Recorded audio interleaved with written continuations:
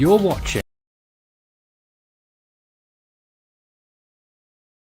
Force 13's live streaming service.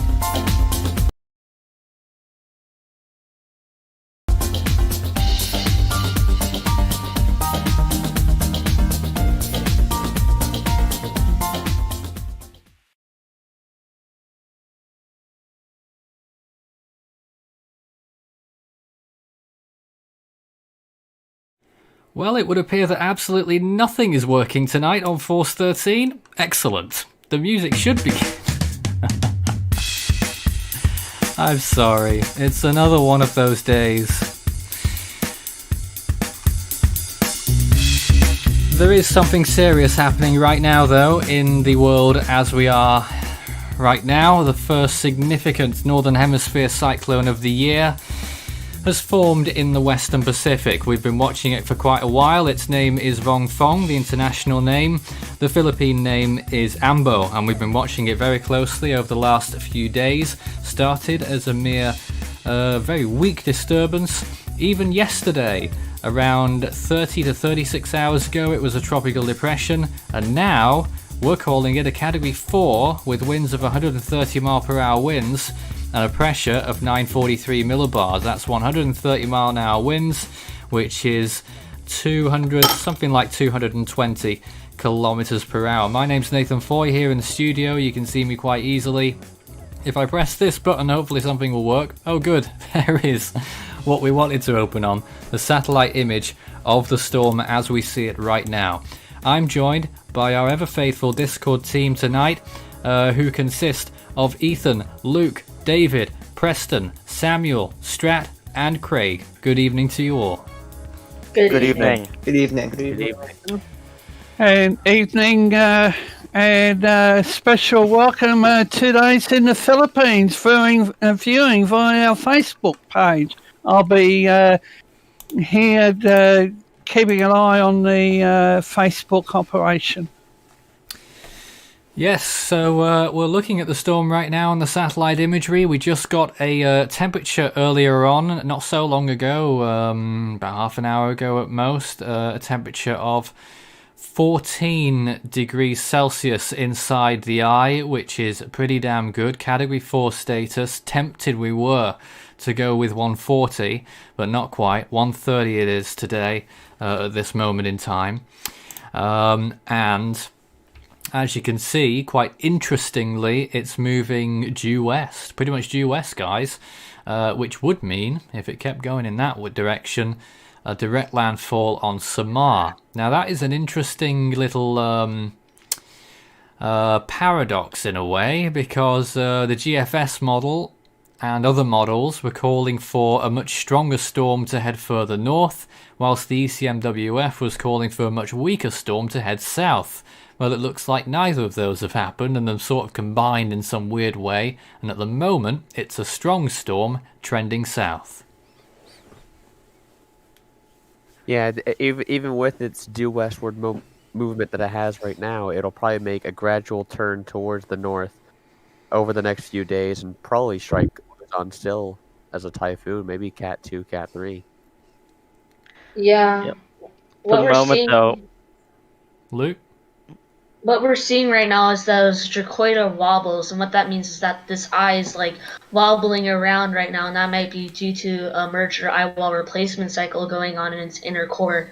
We saw it from that last microwave pass, and it could just be happening right now. So we're just going to see that eye wobble a bit, and the track could shift a bit significantly because of that. It has been doing that a lot today, I'd say. Well, in the past, and when it has done that in the past, it has been intensifying as it does that. The eye is getting wider, and the storm gets stronger. However, it may collapse in the eye wall. However, that is likely not going to be the case, as the models are showing this storm will continue to strengthen as it moves north and west. We hope. If there's any silver lining for the more westward movement than initially expected, is that it could end up starting to face land interaction sooner than initially anticipated. So intensification could be limited as drier air from land tries to disrupt the core of the system.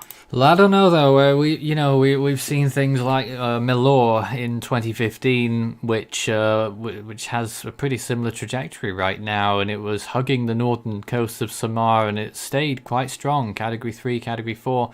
So it could be another one of those storms. What we do acknowledge is that it's a rather small storm as typhoons go. Yes, it fills up the whole screen, sure. We've zoomed in on the map though.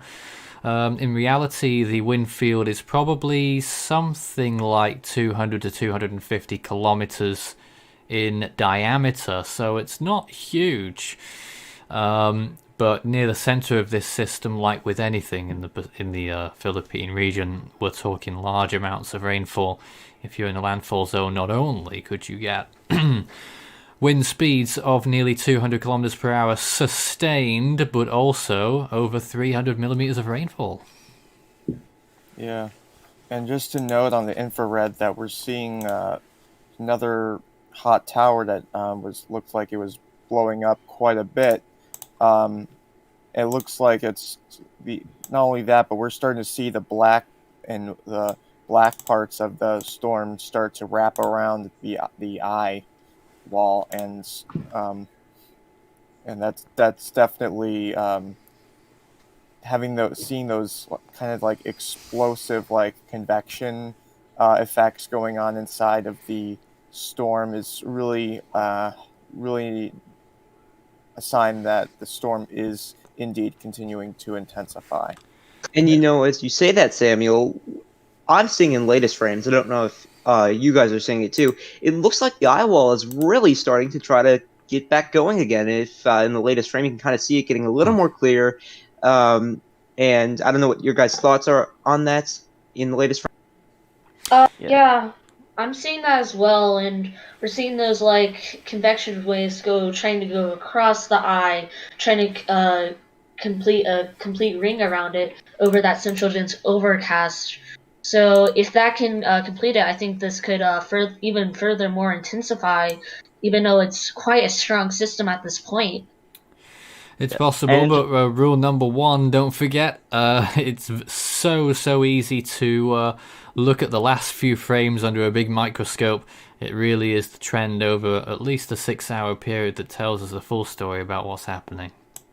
Yeah, and just to clarify for viewers, the black colors on that particular infrared, it's about -70 degrees for the cloud tops, correct? Yes, the pinks there, you just about see a few pinks on the most intense. That's around -82 degrees Celsius there.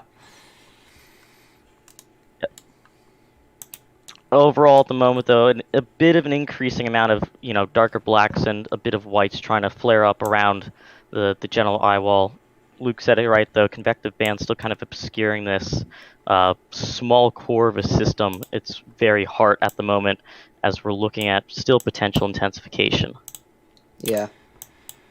Now, of course, we'll be able to take questions and comments from you tonight, as we always do. This morning, of course, local time. So please get your messages in. Start your message with Force 13 all in text in the chat section on YouTube, and of course you can get in touch through Facebook as well. David will be there on hand to let us know about any messages there. There's been a hell of a lot going on with this recently, and also rumblings over in the Bay of Bengal as well, but we'll probably talk about that a little bit later on.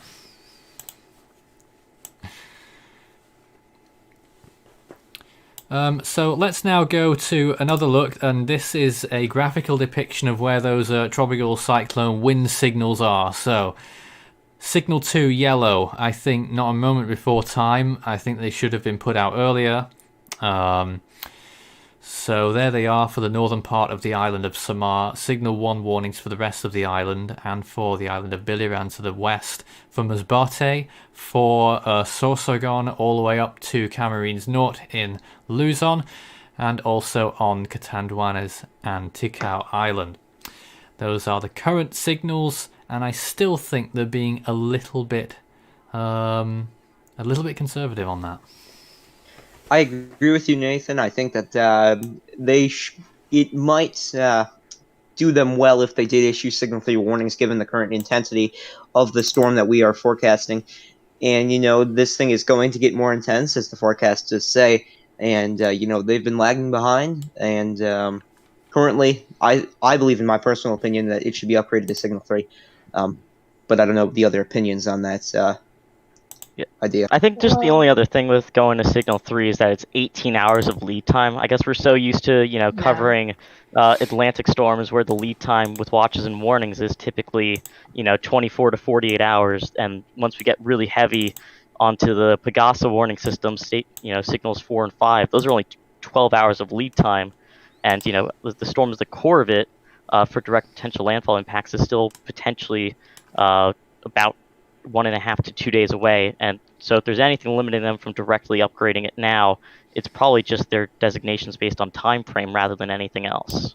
Also, if we do get that Signal 3 warning, it's only going to be quite a small area of land, considering that this system is quite a small one, even though we're leading you to believe it's big because of how zoomed in we are on the IR. But it's actually quite a compact system. Bless this, take a look at this. Hold on, we can get a measuring stick out and we can show you the, let's just count the red zones generally, say. So we draw a line from one side of the storm where the red begins to the other side of the storm there, north to south. That's nearly 300 miles in diameter. That's the significant rainfall zone.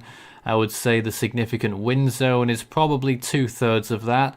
So that's about 200 miles.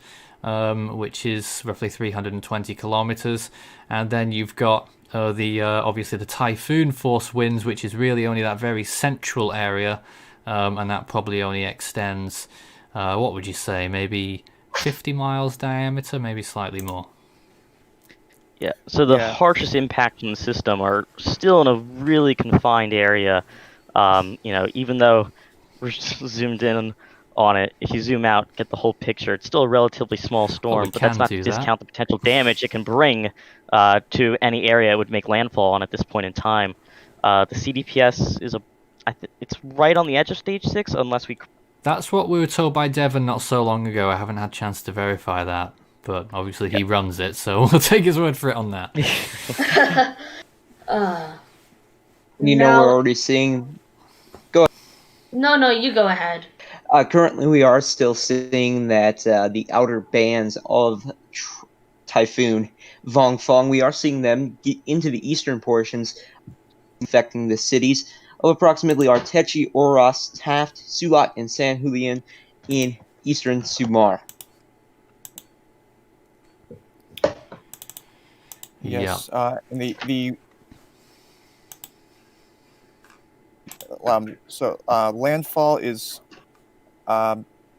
where would you say that the landfall probabilities are for some of the cities in the on that island or in Luzon? Well, this is getting pretty tough because for a while, pretty much for the whole forecast so far, we have been talking about a landfall occurring on, or maybe just brushing the island and moving off towards the north. It's becoming clearer and clearer in the last few hours there that this storm is moving west, and even an element of south in that there. I don't think it's going to move up there anymore, so a landfall on Samar would be a lot more likely. If it was to make landfall on Catanduanes, we were talking about 18 hours from now.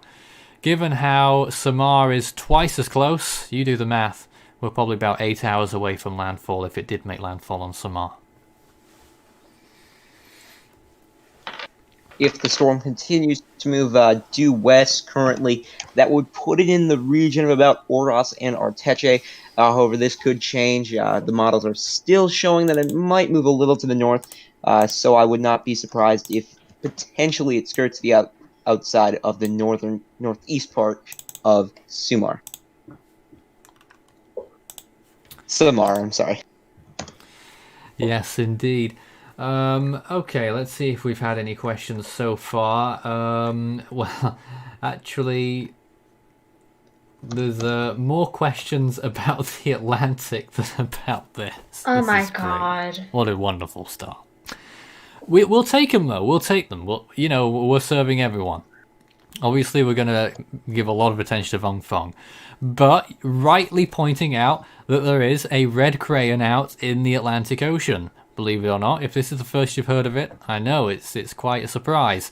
70% chance of cyclone development in the North Atlantic in the next 5 days, which would occur to the northeast of the Bahamas.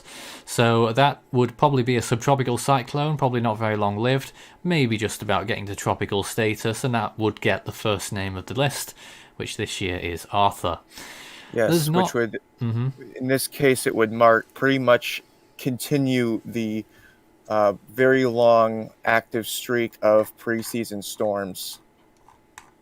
What are we? This would be the 6th year in a row that there would be preseason activity in the Atlantic, so before June 1st. And we already are in record territory of most years in a row at 5 right now. So if this were to verify, which is looking increasingly likely as virtually every model supports it, we're up to year number 6 of consecutive activity.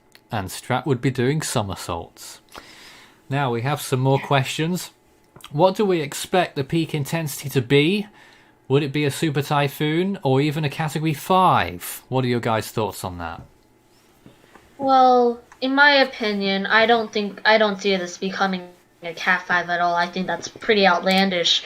At most, I see the system going is around 145 at this moment. Of course, it could become a weak super typhoon if this trend holds up from 130. But I don't think there's any right for this to become a Cat 5, because it doesn't have enough time, and land interaction is about to start, and that doesn't allow for Cat 5, only on the rarest of circumstances. Yeah, I mean, typically. Speaking of, we already are seeing some land interaction with Samar, with some of the outer bands on the western side of the storm. Typically, you might not see a storm like this get to super typhoon status, which is, for the Saffir-Simpson scale, 150 miles an hour, just based on how close it is to land. But we have, in the past year or so, seen a couple storms intensify around the Philippines into landfall, or in one odd scenario, in between the islands as well. The main disruptor for this is going to be land interaction, as Samuel pointed out. There is some evidence that some disruption could be occurring.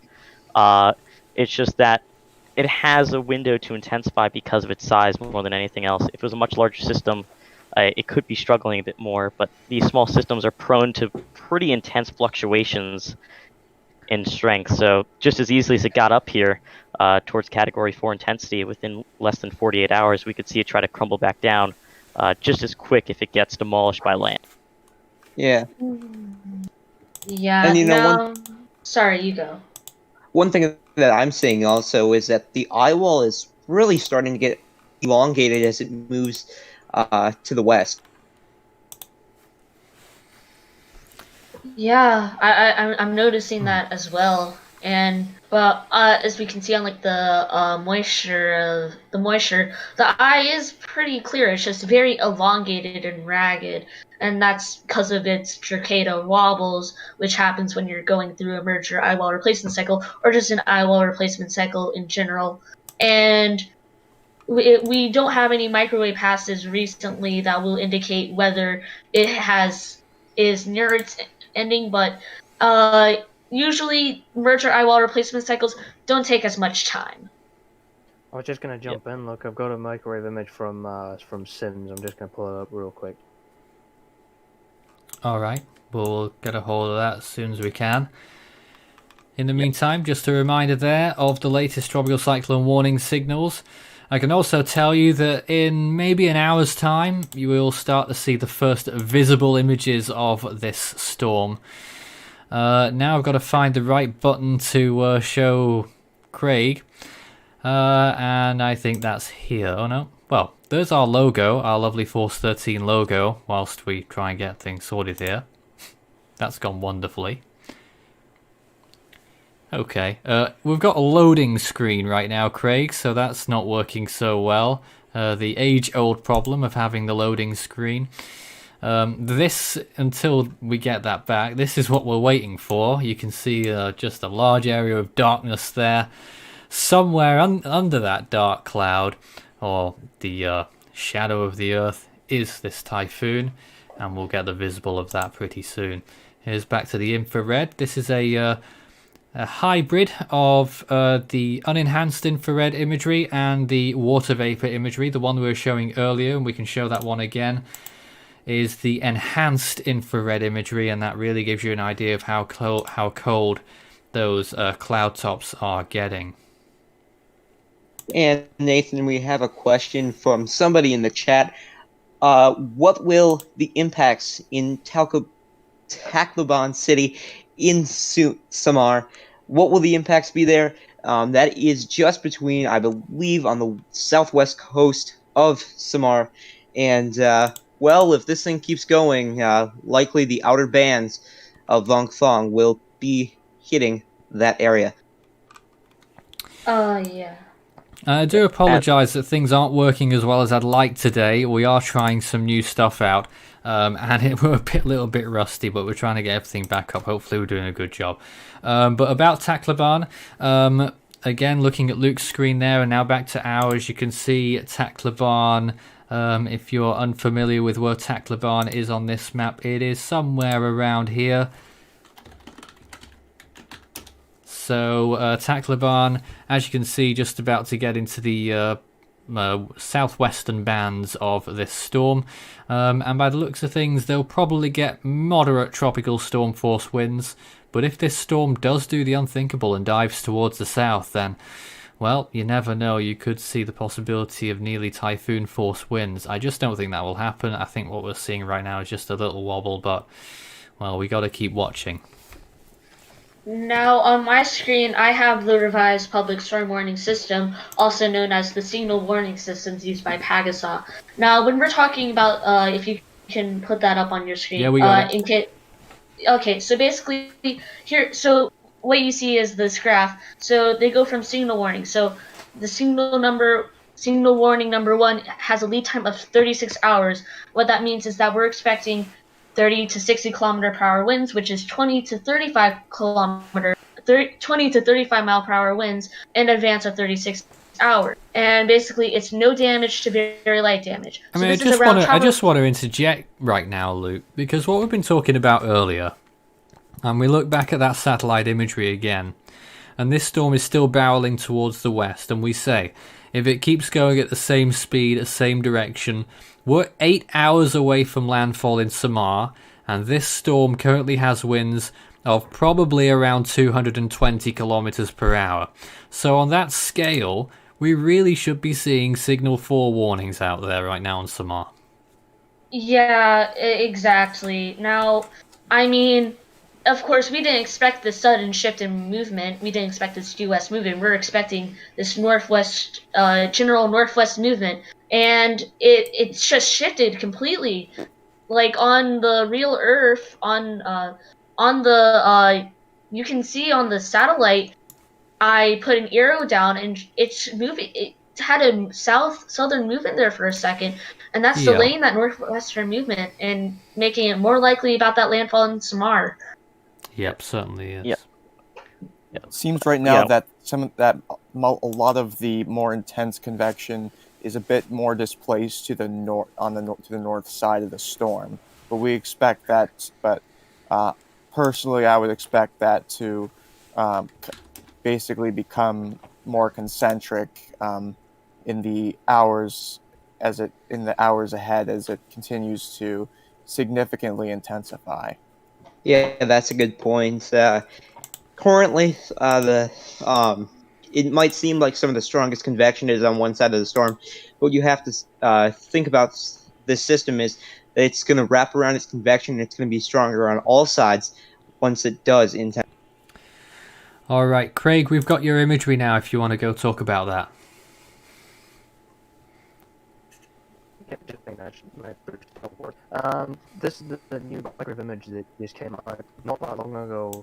The previous image was only half the storm, so this is now giving us the full picture. You can see that what looked like that concentric eye wall that was there has now vanished, and you can see that the merger eye wall replacement looks like completed with the open eye wall on the south. I want to say south eastern quarter of the typhoon. Alright. That'll probably take a little longer to probably fix. That's not as Striker doesn't get in, but I'm hoping Striker gets in this and makes it all apart for everybody's sake. We're getting the gist, Craig, but I'm afraid your signal is absolutely appalling. Absolutely poor. I'm sorry. but you're basically saying there it's trying to consolidate, but land's going to make it. It's going to run out of time. Yeah, Uh-huh. essentially. And, you know, Alright. in terms of time and how far west this could end up going, I think the thing we can say clearly is that can't say to the exact T how far west this will move exactly, but every single minute to 15 minutes to an hour that this doesn't start making the west-northwest to northwest turn that models and forecasts have been indicating for the past few days, the more and more likely it is that the island of Samar will see much more significant impacts than was prior believed to be. We have some breaking news. The Pegasa has just raised Signal 3 warnings for northern Samar, the northern portion of eastern Samar, and the northern portion of Samar. Well, yeah, it has to be at least Signal 3, so that's a good move by them. It should have come maybe 6 hours sooner. I don't want to criticise too much, but, you know, that's the bare minimum that they would have to run with right now. Now, Signal 3 warning, that is 75 to 105 mile per hour winds and has a lead time of 18 hours. And moderate to heavy damage is expected if you are under Signal 3 warning. So if you are in the Philippines and are under a Signal 3 warning, prepare for the worst in the brunt of dangerous and strong system. I guess the most unfortunate thing about, you know, this being, you know, a Signal 3 now is that if you have to prepare, you don't really have time to prepare anymore more than anything else. You know, time's basically already run out because this storm is pretty close to land, actually. I'm not sure, Nathan, if you can directly use that map to get how many miles from land the center of the storm is. Because, like you said, if it's moving and it keeps this track, it'd probably make landfall within the next 8 to 12 hours or so. You've got the latest image there, and its current point to the closest point of land on Samar is 69 miles, which is around 110 kilometers. Let's just see how far it's moved in that amount of time. So this imagery goes from 420 UTC to 850, so that's 4.5 hours, right? So let's take a look how far it's gone in 4.5 hours. 46 miles. So at this rate, you're talking about a landfall in about 7 hours. Yeah, and if you're under Signal 3 now, because there's already going to be some impacts on shore, we can already see clearly convective bands on shore already. And keep in mind the time of day there, it's 5:29 a.m. You probably aren't going to have a lot of time to go out and get supplies to board up your own house and stuff as conditions only continue to worsen from here on out if this storm doesn't make this expected turn to the north and west. I would love to hear from people on the ground over there in the Philippines right now about what they think about this, because last night, you know, you're going to bed last night, if you're on Samar or anywhere watching with interest, Signal 1 warnings out for Samar and for the southeastern part of Luzon. I don't think there were any Signal 2 until late last night, at least. And now you're waking up and you've got Signal 3, which really should be 4. Yeah. You're waking up to a whole different ballgame, basically. That's the simplest way to say it. You know, expectations have changed completely. If this trend doesn't change immediately, at least, we're going to be looking at a potentially much more significant situation for the island of Samar than was initially guessed by anyone, really. Well, yes, most models had it missing, and again, we have that model thing. You know, what seemed to be the trend with the models is that the the models that had it getting stronger were going to recurve more quickly, and the ones that had it weaker were going to go through the islands. Well, seems that the whole world's been turned upside down on that one. I think the only model that really had it coming this far into Samar potentially was the European model. It was, but the Euro's always had it very weak, hasn't it? Yeah. And, you know, for Samar, you get the worst of both worlds, basically. You know, the potentially brunt of the storm if we don't see a very quick shift in the actual direction of the storm's moving, but potentially the intensity that the HWRF has been forecasting at the exact same time. And you know what I've started to see in the latest frames of the imagery that we have up there? It's, in my opinion, has slowed down in the recent frames.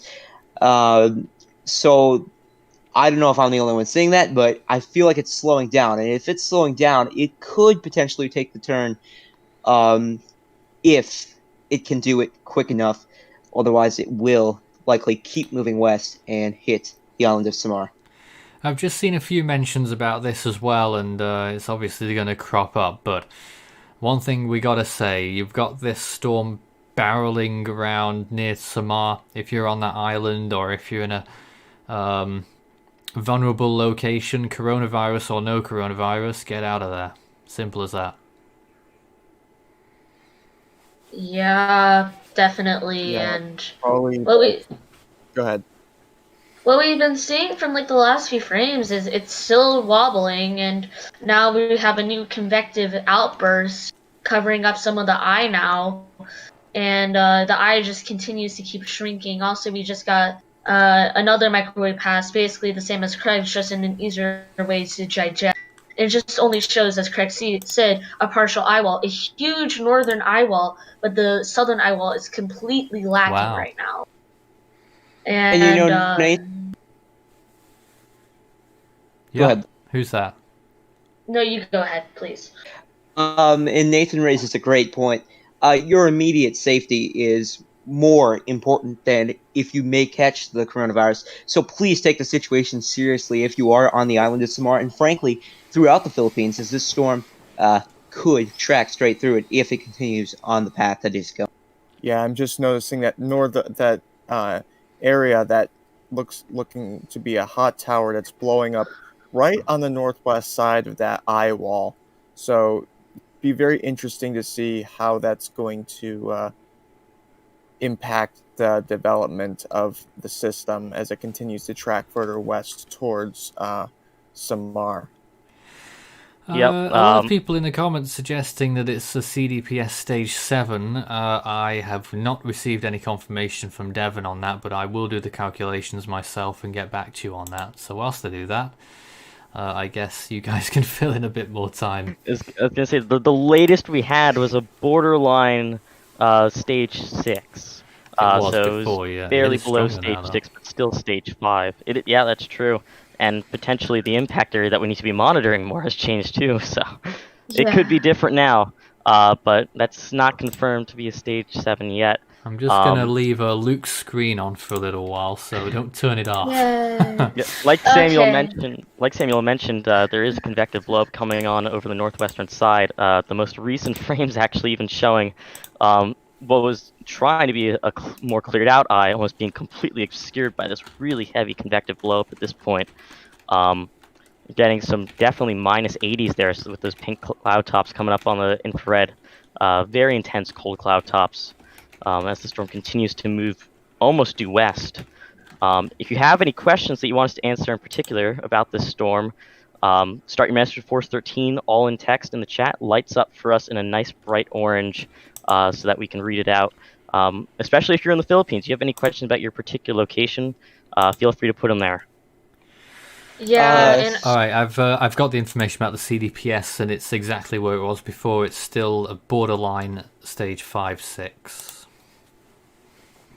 Yeah, and I just did some calculations on Real Earth, and its closest point to Samar Island region is around 71 miles. So it is making up ground, and I don't know how fast it is moving, but if anyone can tell me, but right now it moved 45 miles. What was it? 46 miles in 4.5 hours. So what's that? That's approximately 10 miles an hour. 10 miles an hour, I think. Yeah, 10 miles an hour. Yep. So 10 miles an hour. There you go. That's 7 hours away. Yeah. Don't forget as well, just one other thing we got to mention here. This imagery is not up to the minute. This image that we're looking at here, that's the latest image, and believe it or not, it's 45 minutes old. So we've already lost another 45 minutes of knowing what's happening next. So really, we're talking probably 6 hours from landfall. That is the sad truth. Yeah. And that's And what we have. Go ahead. Strat? Yeah, I was just going to say, we're still running on a caveat. If this thing can, fortunately, at least for Samar, try to move off to the north and west a little bit. But we're not really seeing any significant hints of this thing trying to turn off yet. So we could still be looking at a potential landfall in Samar, which definitely weren't expecting even 12 hours ago, really. No. But it can wobble one way and then it can wobble another. So the worst thing maybe we could see right now is for this damn thing to stall and then gradually turn north. Or could you imagine? Please don't. We have received a few questions. What do we mean by the purples in the infrared imagery that you see on your screen right now? That is what we call intense convection, and convection means basically rain that you see and wind. So this is a very intense burst of this very intense storm, isolated area of the storm. So as you see it on your screen right now, that area of pink, that's a very intense area of the storm that we see wrapping around it currently. Actually, it's just the height of the clouds. Yeah. And basically, the pinks are pretty high cloud tops. And if you want to see an intense storm, you want this whole line, you want this whole ring of blacks, and if it was a really intense storm, a whole ring of pinks, and that would indicate a very intense storm. Not that this already is, but this is a very intense storm, and luckily there's signs that it isn't very intense. If it was very intense, you would see a ring of black and pink around it. Yeah. So it looks like at this point, the greatest area of impact that we could be seeing right now is along much of the coast of eastern Samar. So you're looking at places like Dolores. You're looking at Taft, Sulat, all the way down to Borongan, and about as far north as Mapanas, and going could be seeing some more northerly impacts along northern Samar, such as Lawang, San Roque, and San Jose. So if you're in those areas, you really need to you really need to rush those preparations to completion, because this storm is about to be on your doorstep within the next 6 to 7 hours. Yep. And a couple other questions asking, how common is a storm this intense in the Western Pacific in May? Nathan's a big cyclone historian in general, but the Western Pacific can see very intense cyclones at any point in the year. Last year we had a Category 5, I think it was in February or March. Wu-tip.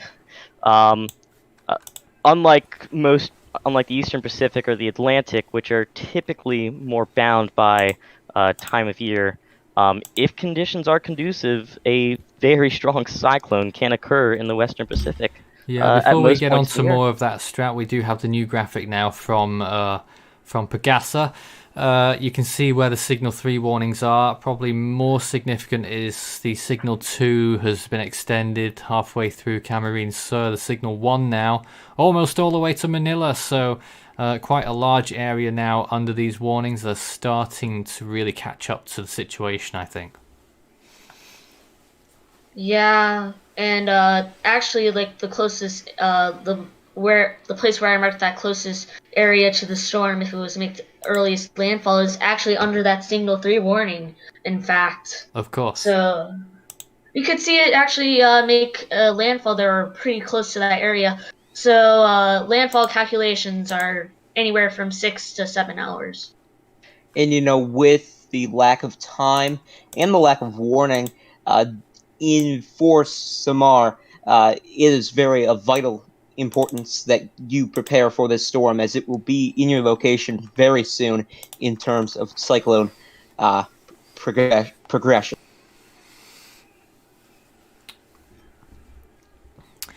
Indeed. If you do have any questions for us whilst we're on the air, that's what we're here for. Send in your messages. We know we're getting into the morning hours in the Philippines at this point, coming up to 6 a.m. Start your message with Force 13 all in text, and you can contact us on Facebook as well. David, anything out of there so far?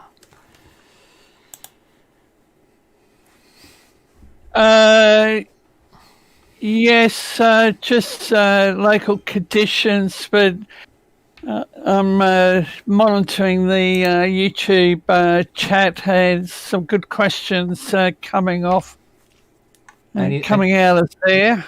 Any that but nothing. Any that you want to bring to us? What? Not at this point in time. Sorry, mate. But so the questions were that good that you didn't want to bring them to us. Someone did ask. Go on. I was gonna say, someone did ask, what are the odds that it could just scrape the coast instead of trying to really move inland into Samar? Then we'll take a crack at that one real quick. Yeah, well, I think it's going to be mostly based on. Hey, that's probably more likely than not. Still, we're still anticipating that recurve. That could happen at any time. We could be looking at this moving. We could see the turning point right now where it just goes northwest. It will graze the island maybe 20 miles offshore. Then it might still go on and hit Catanduanes. But doesn't look like that at the minute. Nathan, sorry to do it to you, but I've got a question from Daryl. He's viewing via Facebook. For those people living in coastal areas, what's our message? You have very little time to prepare, and you need to prepare as soon as possible, as this storm will be on your doorstep if it continues its march to the west. Well, I mean, that's a very ambiguous question because pretty much all of the Philippines is a coastal area, so I'm not sure which... If you're talking about this potential landfall zone, you need to be out of there. So people should be evacuating, but I'm not sure whether the government has issued local evacuation orders. It appears to have been a very late response. So, it might not be practical to evacuate at this point 6 hours before landfall if you're in Samar. So at which point you'll have to find the sturdiest building or any dedicated shelters and really anyone in authority who has any humanity about them is really going to have to waive this coronavirus concern, because this is a real 100% guaranteed death threat if you are not in a protected location. And also storm surge, I don't know, I haven't even looked at the high tide and low tide, what the storm surge factor's going to be. I would imagine it wouldn't be particularly large because the wind field that I saw on this is even smaller than what I've been thinking. JTWC at least saying that it's only 60 nautical miles in all directions. That's radius, so it's really pretty small. Yeah, and I've noticed on the latest frame that there isn't even an eye anymore. The convective burst that Samuel pointed out on that western side has covered up the eye completely. Now that can happen, and sometimes it can be a little bit deceiving. Oh, there's me again. I was trying to go to this graphic. What Luke's showing right now, you can see it quite clearly there. That blow up, it's quite a significant blow up, which is cutting out the eye a little bit. That's not to say that the eye is gone or going, just that the eye is obscured behind that blow up of cloud. It doesn't help us because we don't know whether the eye is actually weakening or strengthening for as long as we can't see right into it. Yeah, I was just looking at the JMA target area imagery, which is technically the same source that Luke's using, but it's looking straight down on it onto Vongfong with this thing, especially satellite division that they've got. The eye is still present. The cloud tops are wrapping around the eye wall, but the eye is not as pronounced as it has been throughout the day. That's more of a common pattern as this typhoon's progressed. But whether the eye is weakening or not, I don't know. But we'll see what really happens in the next frame. And Craig, Yeah, for once we've got a good signal with you, so I really don't want to waste it. Is there anything else you want to talk about right now?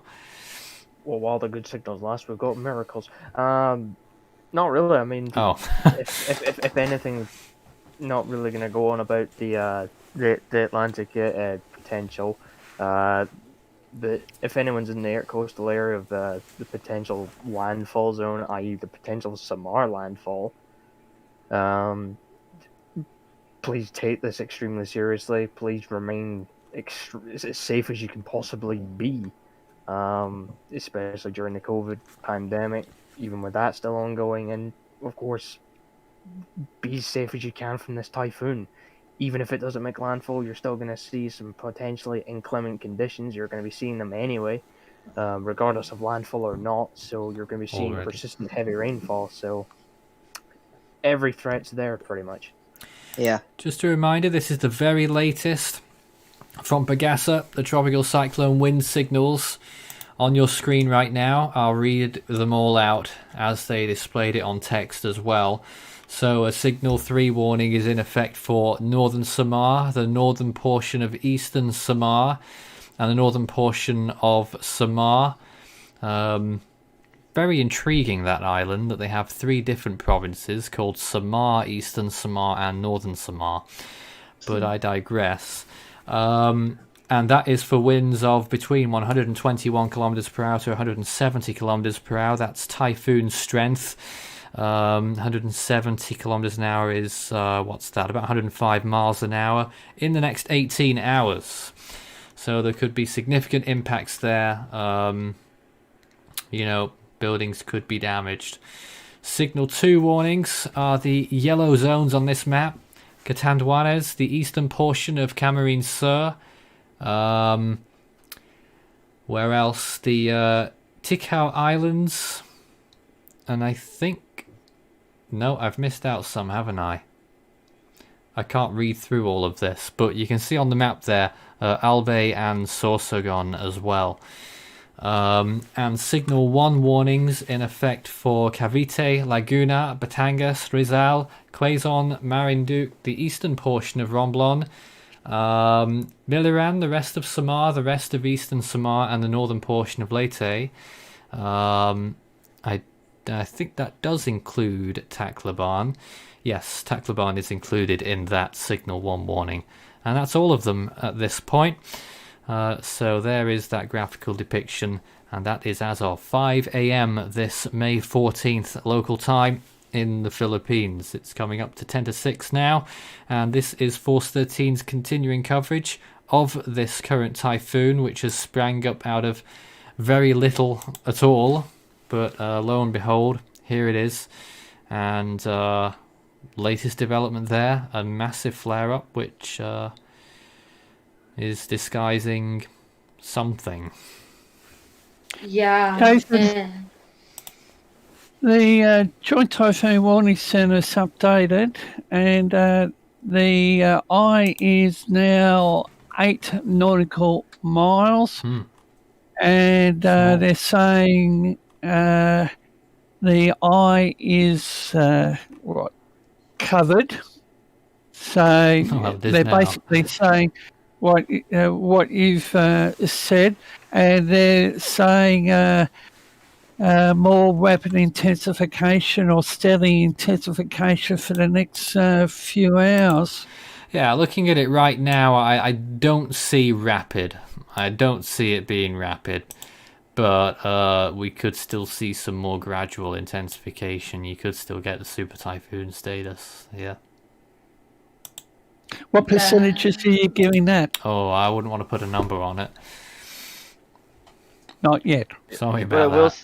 What I will say, just a general trend of the satellite imagery is that overall, within the past, I think about hour or so on imagery, the -70 has been trying to do a bit of a better job at getting a full wraparound Yes. of the core of the system, even if the eye is at least temporarily more obscured by that strong convective blowup that's now wrapping around towards the southwestern quadrant of the storm.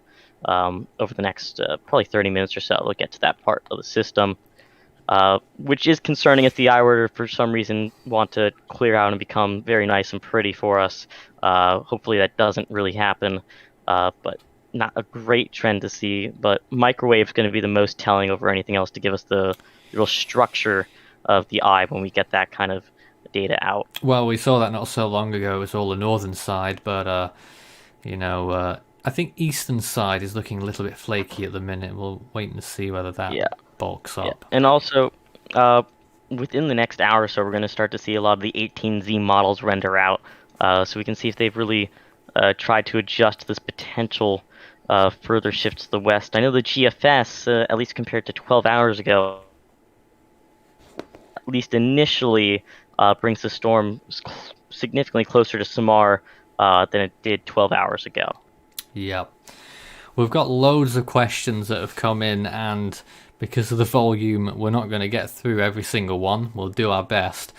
Here is some questions, though. Could it end up striking Okinawa as a strong typhoon? Well, it's May. I don't think any storm has ever done that in the month of May. It's just way too early for that kind of thing, mid-latitudes. It would be a tropical storm at best, I would imagine, by the time it gets to Okinawa. When will the new floaters come out, is a question I've received. I'm not sure where we're at with floaters right now. I've not used them recently, but I did hear that some of them aren't being used because there's no personnel. What's going on with them? I'm just looking at one of the websites, the NOAA website, and there are floaters on this typhoon. All right. Yep, they're on there. More questions. And also, yep. Go on. Could it intensify between islands after its first landfalls? Well, it depends. It depends how much water the storm has ahead of it. Of course, it's completely dependent on its route. It's not got the best run-in as you look towards the west. You've got this area here, which I suppose, Typhoon Milor did quite a bit of intensification in that. I forget the name of that body of water there in the northern Visayas region. But there has been precedent for that. Another storm did it in 2007, which I forget the name of.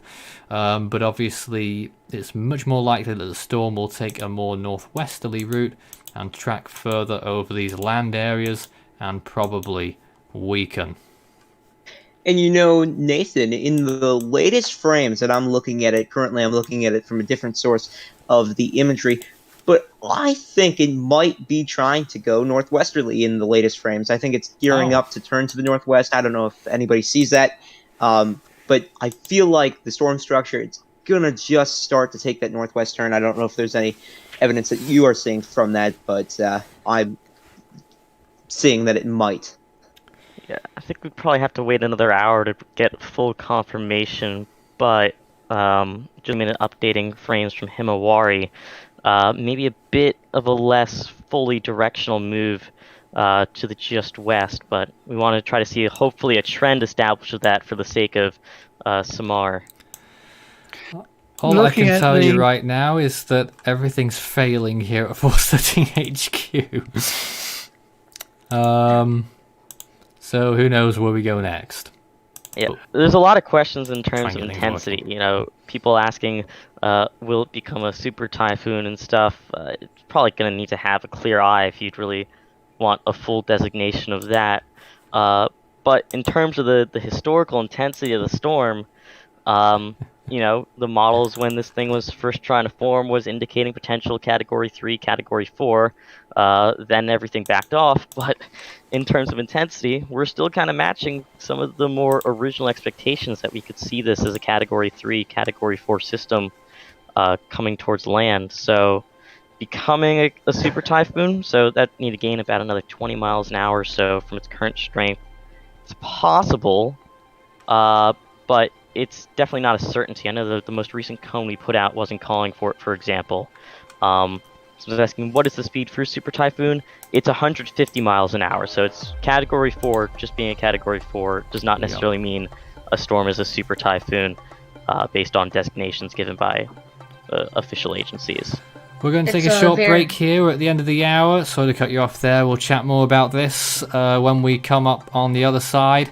At 6 a.m. in the Philippines, we have a significant situation, the first big one of the year, Typhoon Vongfong, which we're now putting at Category 4 status. Please stay with us.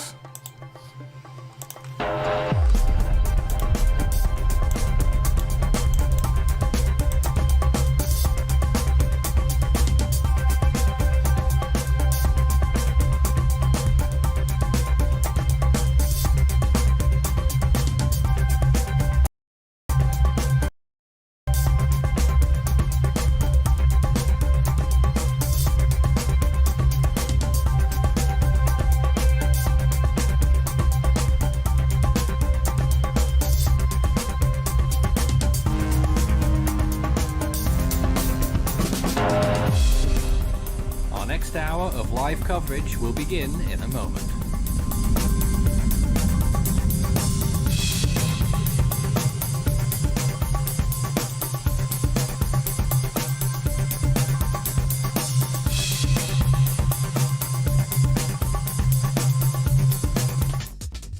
Stay up to date with the very latest on our online cyclone tracker on the website, force13.com. The latest always on there. You can also find our YouTube channel, Force13, all in text. You can also find us on Facebook and Twitter under the same name as well, at Force13 on there. You can also help the project become even better by becoming an Ultimate Fan on YouTube. To see the full list of Ultimate Fan benefits and to join, visit youtube.com/force13/join. With a special thanks to our top supporters this month. You can also check out our growing merch store so you can show Force 13's colours wherever you go. You can also find a link to our Discord server underneath this video in the description.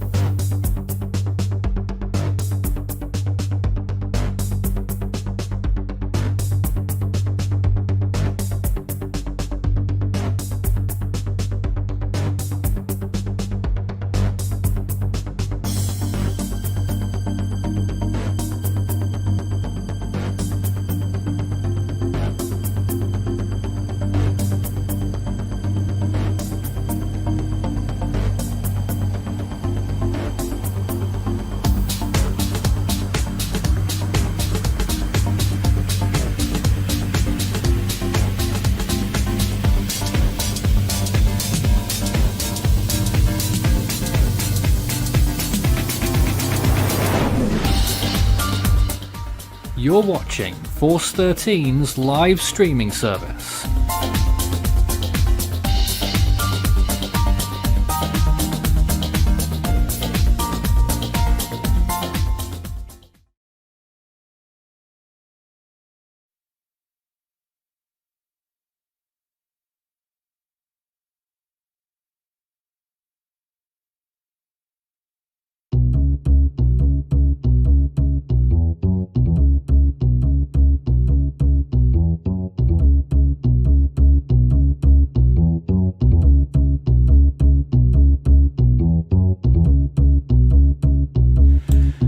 That's a different version of that tune that we usually play.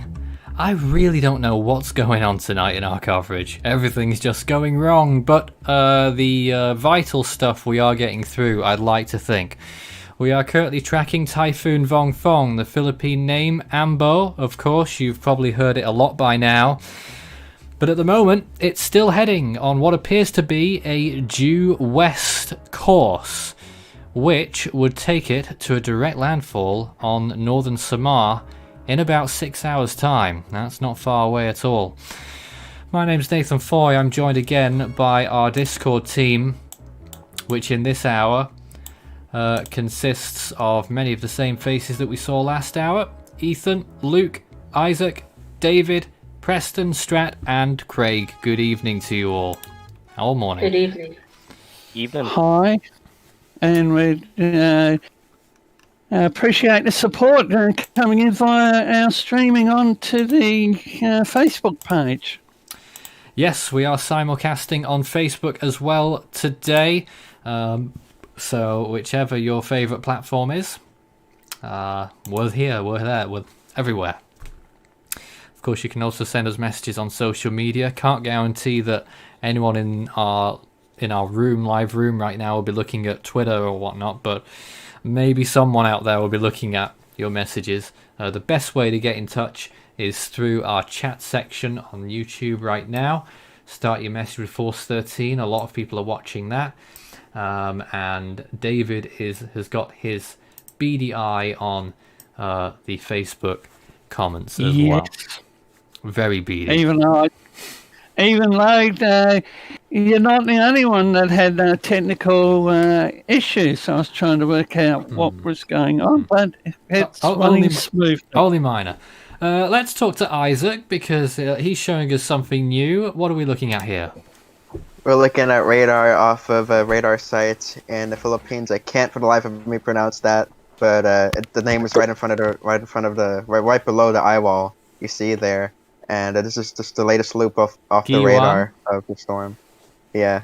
Wasn't that the location that was wiped out by Haiyan?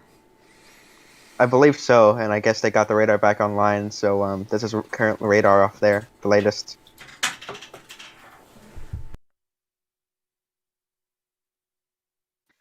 I mean, just on raw radar, that most of the eye wall looks pretty strong on radar, at least. The southeastern part, at least at the very end, looks a bit more fragmented, though.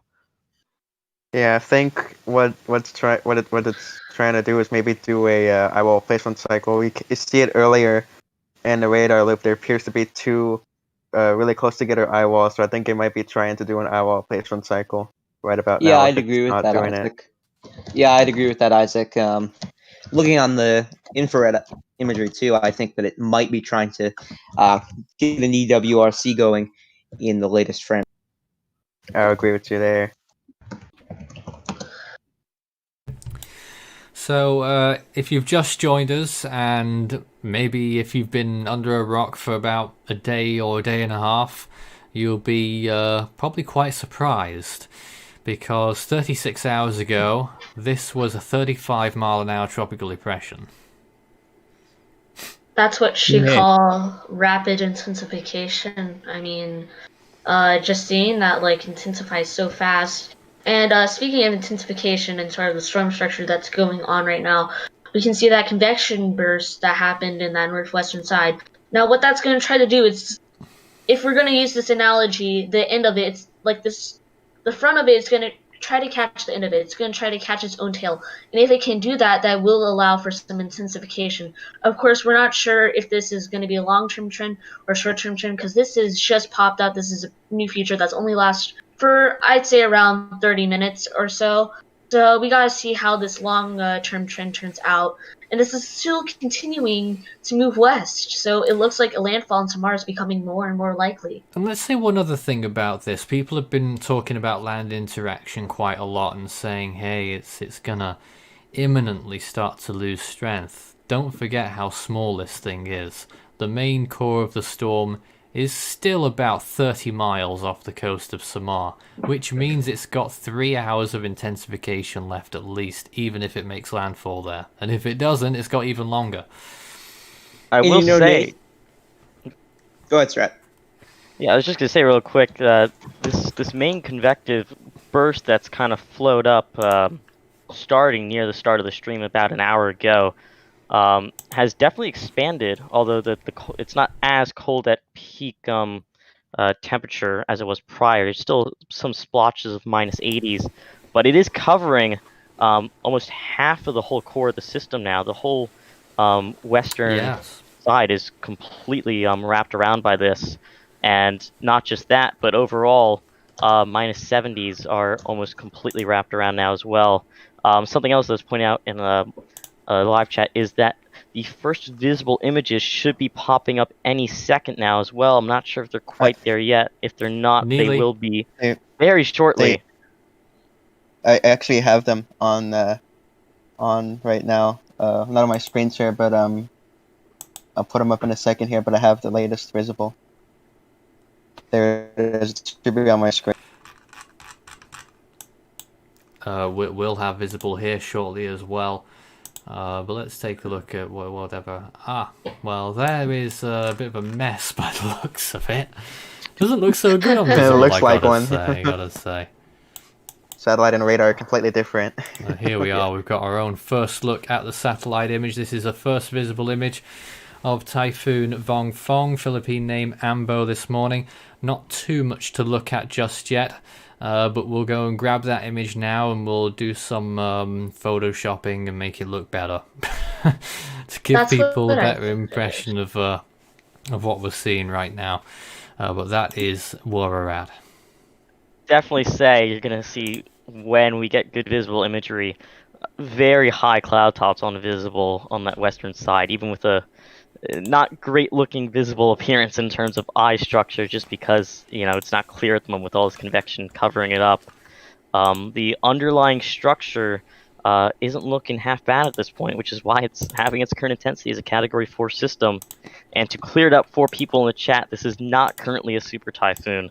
It would need to intensify from last hours.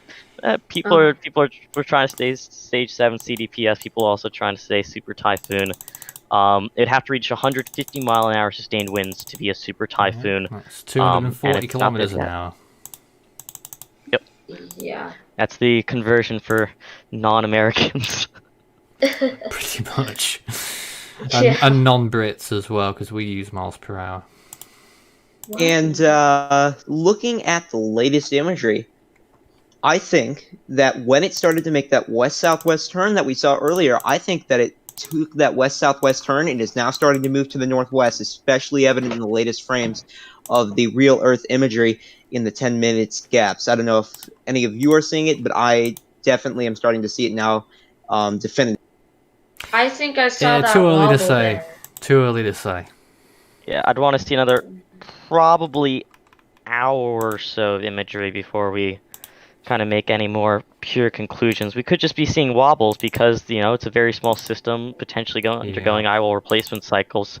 Jolts happening around could easily be changing the intermediate, but it's hard to track where the whole storm is moving just based on where the eye is at the moment, or the visible parts of the eye is actually covered as well. I will say, if this kind of trend of having these wobbles on approach to land, that could potentially end up being the deciding factor on whether or not it ends up making a landfall in Samar if we start to see a northwest turn, but these wobbles persist. If you have a strong jolt to the west, that could be enough to bring it over land in a bad case scenario. Now, if you bring up my screen, I'm going to show you guys that latest microwave pass for our newer viewers. And what microwave tells us is what the inner structure is. And as you can see, the darker the colors means like it means the colder the cloud tops, you could say. Those darker colors do mean that. And on the top of the system, we do see that huge, we see this huge eye wall, and that's probably because it merged with an outer eye wall and it caused this abomination, you could say. And you can see that southern eye wall is completely empty. It is a partial eye wall, and what it needs to do is complete that eye wall around it. And if it does, that would be a good sign of it might be able to intensify even further.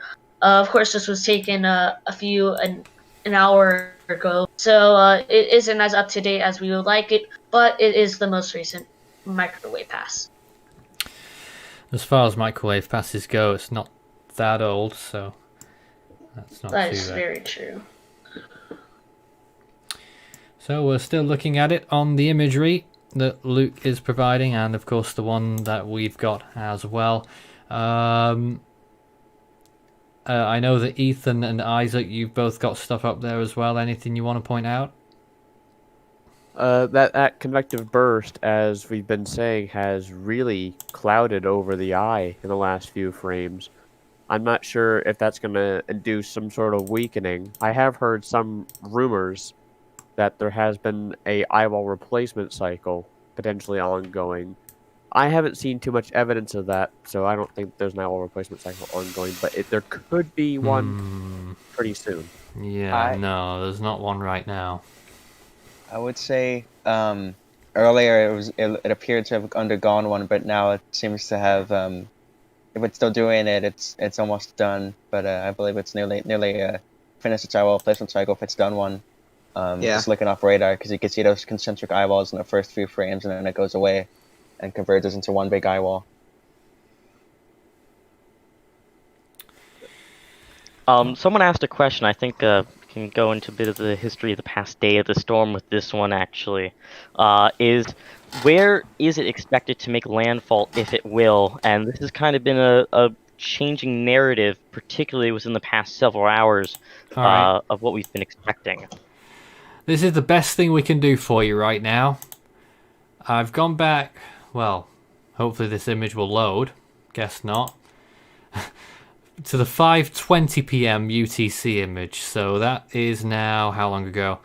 5 hours. 5 hours ago it looked like this. Let's draw how far it went to the 9:30 image. That's 4 hours. So 4 hours have passed and it's moved 36 miles in that direction. If you were to extrapolate that, another 36 miles in 4 hours would take it here, and another 36 miles in 4 hours would take it somewhere around, let's see, around there. So you'd be looking at a landfall there in about, what was I saying, 4 hours each way was that? So 8 hours? Yeah, we were talking 6 to 7 hours just because the satellite imagery is a bit old. Not fully up to date. Yes. So about 7 hours. If it kept going in exactly the same direction, it would make landfall right in this little area. Let's see if there's any small settlements there that we can have a little look at on maps. So some of these locations, if you were to draw a circle around it, I drew that a little bit too far north there. Let's redraw that circle. I'm getting used to this software. No, we don't want that. That circle, okay, whatever. That circle I'm just drawing there would be the landfall area if the storm kept going in exactly the same direction at exactly the same speed. That's not likely though, okay? So we just want to put that out there. That's not the most likely scenario, but that's what would happen if nothing changed from here on in. I guess just the important thing to highlight through all that is that the longer the system moves further west than prior forecast had, the more likely it is that more adverse impacts will occur on the island of Samar than was previously indicated even 6 to 12 hours ago. Absolutely. And even if that go ahead, Strat. No, I was just going to say we're playing a game of trends at this point. Just watching the development of the system to keep track of where the worst impacts might occur more than anything else. And even with the storm's motion currently going west, some of the models still have it going to the north and west. So just because it is moving to the west right now does not mean it will keep on that path, as many of the models were hinting that the storm goes to the north and west. Yeah. Well, I do wonder if someone could pull up some models for us, because we've not seen them yet. I could pull some up on actually. Right. Yeah, I got it up. Go. Yeah. So we can go to the entire Western Pacific region. You on it already? Yeah, I had it up earlier. Quick. That was quick. I had it up earlier. Yeah, I will say probably the worst problem with the 18Z model runs is that these came out before we went live even. These were rendered at 2 p.m. Eastern or 2 a.m. Pacific time. So the storm is probably, unless these also showed a due west to west-southwest, already missed by at least several miles, unfortunately. But we can see the trend, and Luke will show it as well, that these models are further south than they were yesterday and even 12 hours ago. I'm just trying to actually, resize the thing for you there so it all appears. Okay, we got it now. so yeah, actually, the GFS model, the Global Forecasting System, or also known as the American model, has this intensifying even further. Sorry, I can't get a close up onto it because it hasn't rendered exactly just for this system. So we're just gonna have to deal with this. It goes through some of the islands, probably including Samar and some of those areas in the Signal 3 warning, and then it makes its way up to Luzon, where those high terrain, mountainous terrain region, which tears the system apart because this is a small system. And what we know about small systems and big systems, they don't change intensity as fast because they're larger, but they don't get affected as fast. With small systems, they can change their intensity pretty quick, but that means they also get affected pretty easily by just 15 knots of shear. It can just tear a system apart. And we see this continuing north, maybe re-strengthening a bit, but by then it's already a tropical storm, and it makes a pretty close. By then, once it gets near the islands, the southern islands of Japan, it's an open trough and dissipates. Certainly weakening by that point. But some people were complaining they were struggling to see that. Well, I've got a better idea coming up shortly because I'm going to do something I've never done before. So we'll bring that on in just a few minutes. But I have seen some of those models. We'll show you again what the GFS is saying shortly. As of right now, you can see a lot of those western bands moving over Samar. They appear to be fizzling out rather quickly as they move over the islands. But the main part of the typhoon is still yet to come. I wonder what those rain rates are inside that. Certainly there's going to be very high rain rates near the center of this typhoon. And it does make you wonder, the more you look at that imagery, the more that very high cloud top area is winding round the eye, and the less of the eye that you're actually seeing. And, well, we don't know if it's still there or not. Usually it is, but it might have pulled a fast one on us, and it might have just died off anyway. Here's hoping. But I will say, because I think that's about like 10 to 15 minutes behind the latest imagery that's coming out of the Himawari, is that since that frame, the last one that's shown on the stream, that area of -70s is 99%, I'd say, to almost completely wrapped around some sort of eye wall. And Really? if there's a clearance of an eye again, it's going to be a pretty small one, it looks like. But for now, a concerning sign that stronger cloud tops are seemingly wrapping around the whole core of the system at the moment. Yeah, that's very worrying. I actually zoomed in into my Chrome, so it should be easier to see. Or if you're going to do, Oh, don't worry. I should have thought of this much sooner. I'm going to do something much better in a moment. Okay, good. Yeah. If you have any questions in the meantime, though, put them in the YouTube chat, starting with Force 13 and text as a message. It lights it up in a bright orange. That's going to make it easier for us to respond to questions that you're asking in the chat. And also, we got David on Facebook answering questions on the live stream there on the simulcast. So we'll have that in just a moment. But at the minute, we're still looking at the storm and whether the eye will come back out. Let's see, have we got any more questions right now? There is a lot of discussion about eye wall replacement or contraction. A lot of discussion, and hey, you know, there's nothing wrong with... one of the things I really love about our coverage, and it's not just about helping people, and it's not about giving the information to people, of course those are extremely important, but there is a whole community around all of this as well, and people meet people through all of this stuff on the chats here as well. You know, chat to each other at your leisure. I mean, I'm not stopping you, as we keep taking a look at this system, and it really helps during the particularly bad times, and we've had a few of those in the past, especially on those very long coverages that we've done, usually around the US East Coast. There's a couple of questions asking what they expect the peak intensity of the system to be from us. I think our latest cone, that was 2 hours ago, had a peak of 145 or 140, just about. 140, I hope. I think 145 might still be a bit much. Yeah. So strong Category 4 storm is the current expected peak intensity from us. The JTWC is calling for a Category 4 as well at this point in time. At their time and forecast, they haven't officially called it a Category 4 storm yet. Yeah. The odds of it becoming a Category 5 storm are exceedingly slim, to people asking about that in the chat as well. A lot of them are. I'd say similar odds of that with the Super Typhoon, because even though it is a very powerful storm right now, Category 4, and small, and these storms are prone to intensity fluctuations, it is still running out of time to intensify pretty quickly.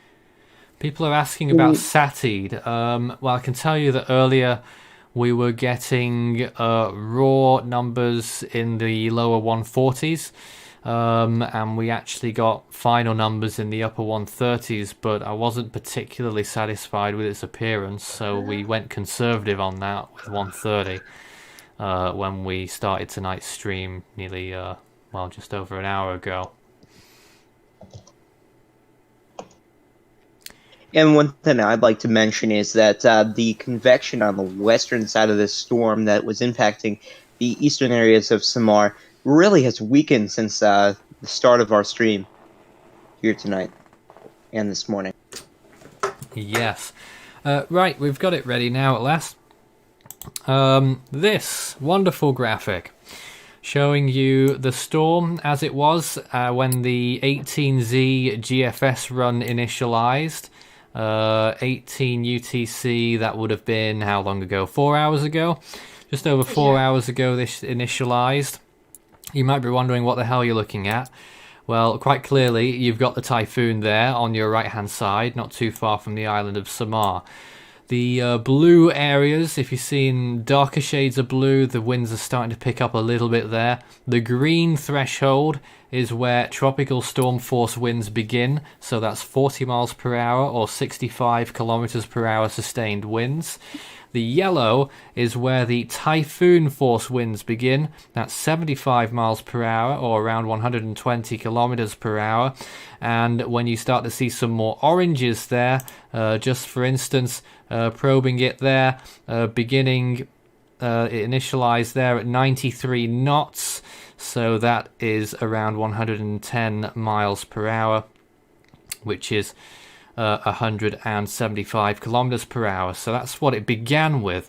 So now let's take a look at what happens with the models in step as we move along. This is what the last GFS model was saying. For it to continue towards the northwest, graze Samar, pass to the north, probably is a category 3. It still hasn't caught up to how strong this storm actually is. And then move up towards the northwest and really losing intensity there. A landfall on Catanduanes tomorrow morning. And then continuing, barely a typhoon at this point, which surprises me. I think it will be stronger than that if it went that way. But then re-intensifies, probably back to category 2 there, and then a possible landfall again in Isabela province, and that would be early on, what day are we on now? Early on Friday morning. Early on Friday morning, and then continuing, extremely weak by this point, tropical storm, and then gets itself back together again as it moves up towards the northeast, becomes post-tropical, not far from the Japanese islands, and actually becomes a rather large area of post-tropical. Yep, gets very large as an extratropical cyclone. But that's the long and short of it, of what we're looking at over the next few days. And just if you wanted to see that again in a full fluid animation, this is what it looks like. The progression of the typhoon over the next few days according to the GFS model, which came out at 6 p.m. UTC 4 hours ago. Nathan, whilst you're on that quickly, can you bring up the rainfall factor? It doesn't show rainfall per se, but it shows the total precipitable water. So that is an indicator of how moist the environment is. This is the initial image. It'll take a while to load all of the loop. But you can see the red colours there. Extremely moist environment. That's the highest rainfall potential there. It could potentially deliver nearly 75 inches of rain in the very centre of the storm, which is totally ridiculous. That's a maximum potential. So on hardly any occasions would that ever actually be achieved. But that just gives you an idea of what the potential is in this storm. Just whilst we wait for a few more of those frames to load, there it is pushing through a lot of the oranges, a lot of the reds, particularly at that point there when it's moving in between the southeastern part of Luzon and further north towards Aurora and Isabella. Extremely large amounts of potential rainfall for those areas along the east coast. So that would probably be the main cause for flooding concerns, as well as some of the cities as well. And indeed, at least from what I hear, many parts of the capital, Manila, often have flooding issues, and I wouldn't be surprised if that happened again with this one too. So that's just another nice little look at what to expect from the GFS model. I think the only problem with the GFS is, like, for track in particular, that we're going to have to deal with, and this is going to be the same for most models, unfortunately, is that because they're 4 hours old and the system has already moved south of what they were forecasting from those points, we're going to have to adjust a little bit from what we're expecting solely on that more than anything else. One thing I've also been seeing in the latest frames, the very intense pinks that you see on your map right now have really been decreasing in the latest frames, so that is a good sign. But it could once again roar back up again.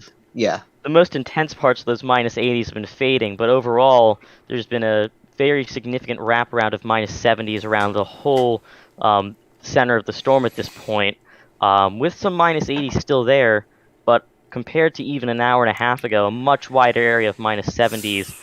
The whole southwestern quadrant, most of the south and west half of the storm, have significant parts away from just the real eye wall, directly on the edge of the eye wall, that have those -70s now.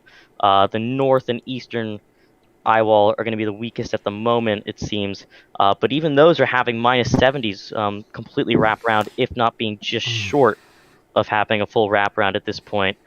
Within the next 15 minutes or so, you guys will be able to start seeing that fully on stream.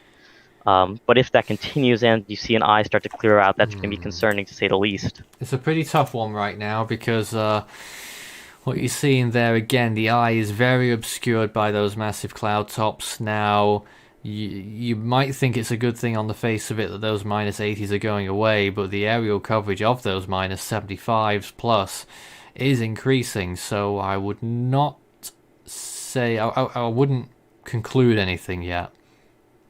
It's really trying to catch its own tail right now, and it looks like it's going to make a very, very good attempt at it. But we just have to see how this continues to develop, because we can't really tell anything in the short term. Because we have to remember typhoons, hurricanes, cyclones, whichever basin they're in, they're very, they're not like, you have to see trends in like hours and like more than just 10 minutes each frame. You have to see a general trend, and we don't know how this is going. And unfortunately, that's one of the bad things about satellites getting better all the time, because everyone can see them and everyone can see, in the Atlantic now, every 1 minute there's a new satellite image and people are going crazy over, oh no, there's another little pixel of a warmer eye temperature or whatever. It's just, you've got to construct that trend. What you might be seeing is just an anomaly. In this instance, what might appear to be the disappearance of the eye may not actually be the case at all. We need a little bit more time to find that out. What I will say... Go for it. Go ahead. No, you got it. The eye is still likely there. It might be a lot smaller and it might be obscured by the cloud tops, but it is probably still there. And those -75s are wrapping around, which makes it very dangerous because how widespread the intense convection is. There's what I will say, visible on it there.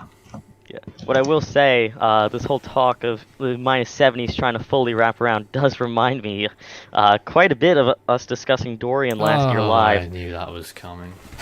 But it's true. We had a lot of time talking about trying to watch that chase itself around. back before it became a Category 5 storm. We were just monitoring that live. We had a whole phase of quite a long time just watching those, trying to see what would happen exactly. Although I will say, in terms of success, Tracking if this really Dorian goes well. was torture. Yeah, that's And- an Oh, yeah. understatement. To I will say, build on, go ahead. I was gonna say, in comparison though, at least, to get -70s fully wrapped around, it does look like Vongfong has managed to do it much faster if this actually holds up. Although this is a much smaller system, to be fair. Yeah, And it is very small. Strats. On the new satellite frame, on the latest one, we're seeing looks like to be the beginning of another convection burst on that northern side, and it's really trying to get that all that convection wrapping around it. And I think if it has more than I'd say if it has more time, it could complete it. But as I said before, we don't really know what's happening since this is short term, and also we're a few minutes. This satellite imagery is around 30 minutes behind us. I'm going to give you my hunch, which isn't always correct. But I do have to admit that I was probably the first person to forecast a Category 3 out of this storm. But right now, I don't think that eye is done. No, it could still very well continue on right now. Someone asked, is there a possibility of this hitting Metro Manila? So, Manila region. It's in the count of uncertainty, and Depends I'm what you pretty mean. sure. I don't know if they mean this. I think they mean just the metro area rather than just the full-on city of Manila. Yeah, I know that, but it depends what you mean. Do you mean, are you going to get typhoon conditions, or are you going to get, I don't know, tropical storm conditions, or are you going to get a huge amount of rainfall? I would say the last two are probably correct. The typhoon one is up in the air, but usually Manila misses out. We'll see.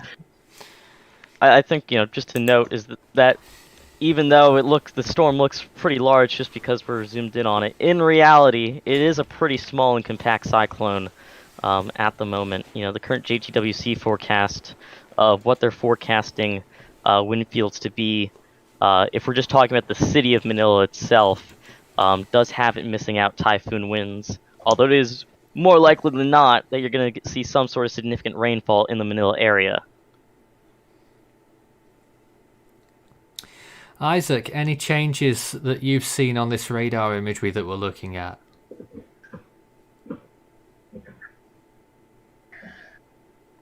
Isaac? Or perhaps he's not here. I don't know if any of you guys can see that imagery as well, and if you have any thoughts on that. I can see it, and it does look like, if you can join a screen share and pull it up, that weakness that was in the southern and eastern quadrant of the eye wall has basically closed off in the last few frames. It looks like a pretty solid and strong eye wall completely surrounding what is on radar a very clear eye.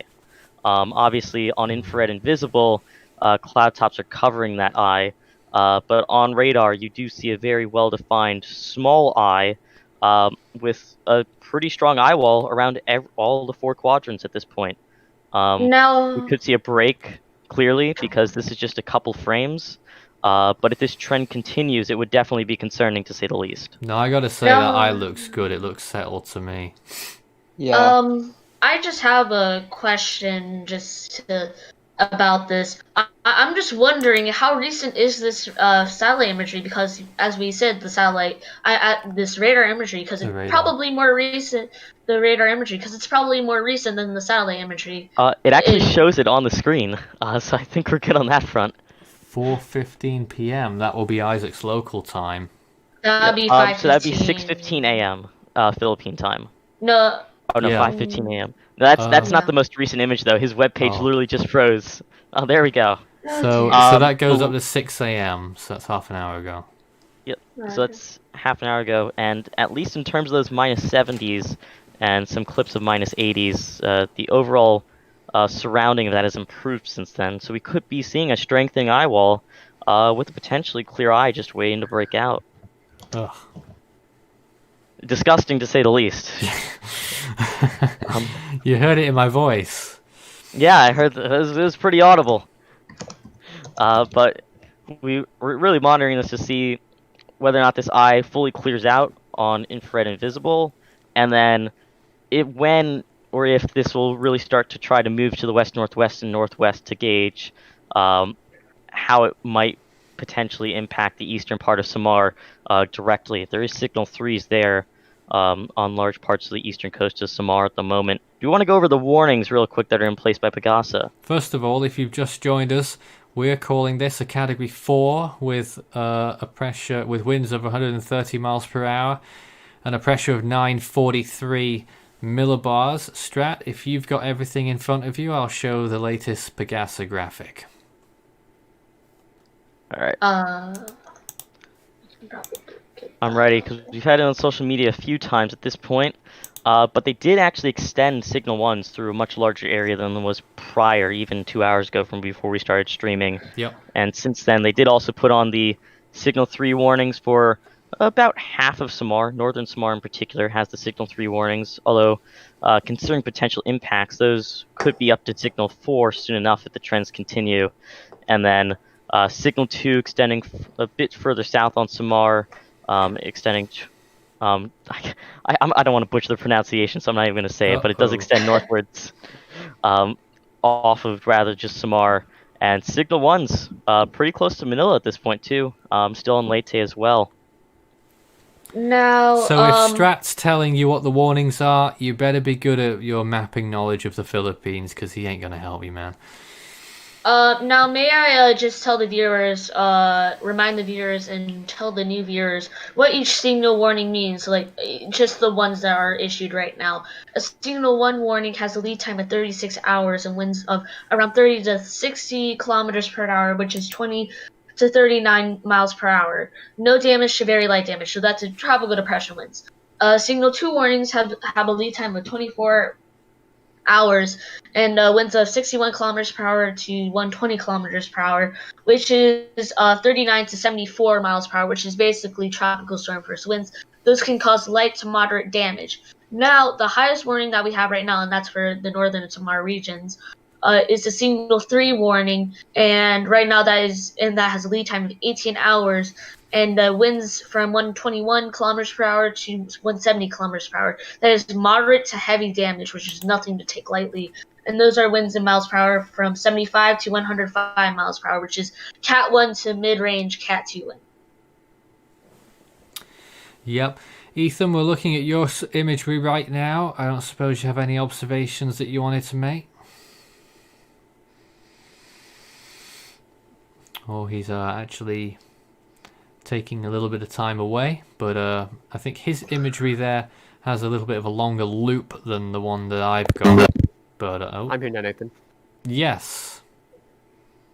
I was just wondering if you had any thoughts on what you're showing us right now. Well, the storm continues to go on a really westward trajectory, so only a matter of time before it makes that gradual northward turn that I think should be occurring, well, should be beginning in the next few hours. And also, I should point out as well, I've not even mentioned it once yet, you've seen them going by the bottom of your screen. We're going through a lot of the locations in the Philippines, chances of tropical storm force winds and the expected rainfall. Look out for your location if you're anywhere in the potential path of this storm. They're all included. So just keep your eye on that, and you can take a look at the chances of tropical storm force winds and your expected rainfall in millimeters. To make it simple, in the regions that are under these warnings, if you are in the island of Samar, you are under a level 3 signal.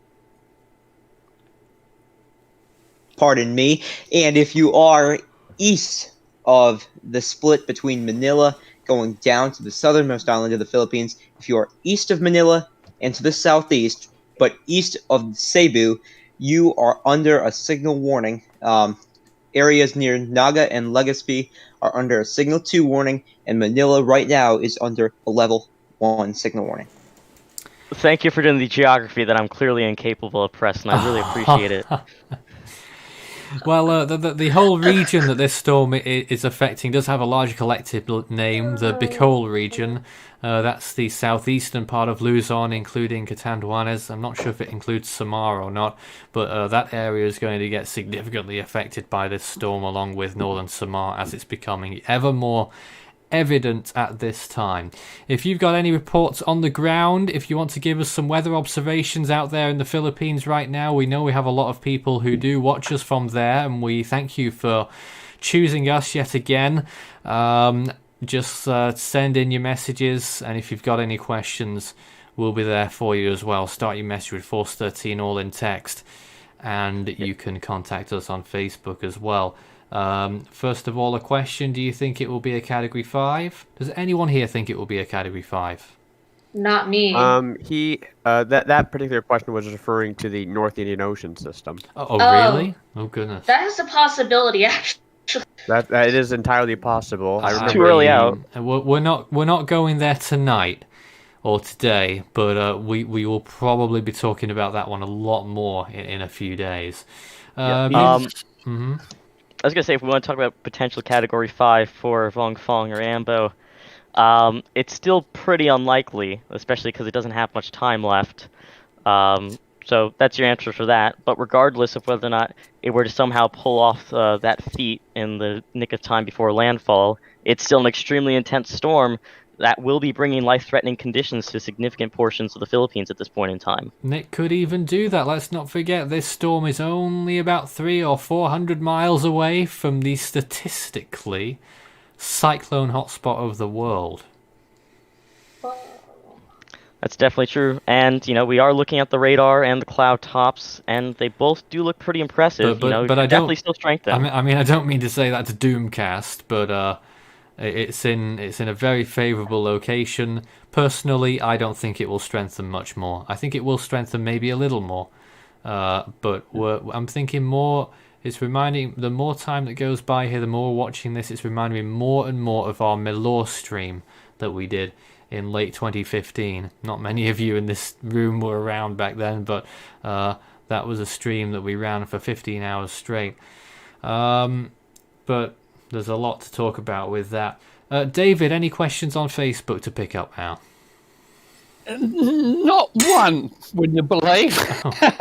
But looking at the satellite imagery, it looks like the eye is now covered. Our radar looks quite fine. Yes, and it's certainly contracted. And now on the latest image, where you are seeing the dark greys and the pinks circling the whole eye, it is starting to make me wonder whether this could be an eye wall replacement cycle. Now, I was given it the benefit of the doubt, but it could be beginning one now. We'll see. That hunch is changing of mine. I thought it was going to weather that storm, no pun intended, but looking at how the convection is arranged around that really decreasing in size eye, maybe we could be seeing a capitulation and an eye wall replacement cycle. Obviously, we'll wait for some more evidence on that. Let's get some more questions. A few more came in just then. Is 1 minute mean more accurate than 10-minute mean sustained winds? Now, this is an argument that goes on all the time because all the different agencies use a ton of different methods of measuring winds. And believe it or not, and I only found this out about 2 months ago, if you're trying to convert 10-minute sustained winds to 1 minute sustained winds in the Western Pacific, it's a different conversion rate to the Indian Ocean and the South Pacific. What the heck? Which makes no sense whatsoever. But to give you a general guide, to convert a 10-minute sustained wind to a 1 minute sustained wind, you multiply it by 1.14, which is very similar to changing knots to miles per hour, which is 1.15. But as far as which is more accurate, I don't know. The logical answer would be 1 minute because it sounds more exact. But does it actually mean more scientifically? I'm not the right person to answer that question, honestly. I think it's really who you like, which agency you grew up with. Say if you're like an American or like across like in the NHC boundaries, you would be more used to 1 minute. You would think that would be more accurate. But say if you're in like the GMA region, the I forgot what the North Indian Ocean Agency or the La Reunion agency, you would think that the 10 minutes are better.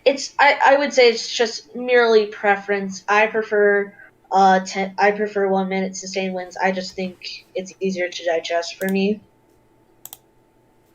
And actually, you're going to see this come into the stream soon enough with satellite imagery as well.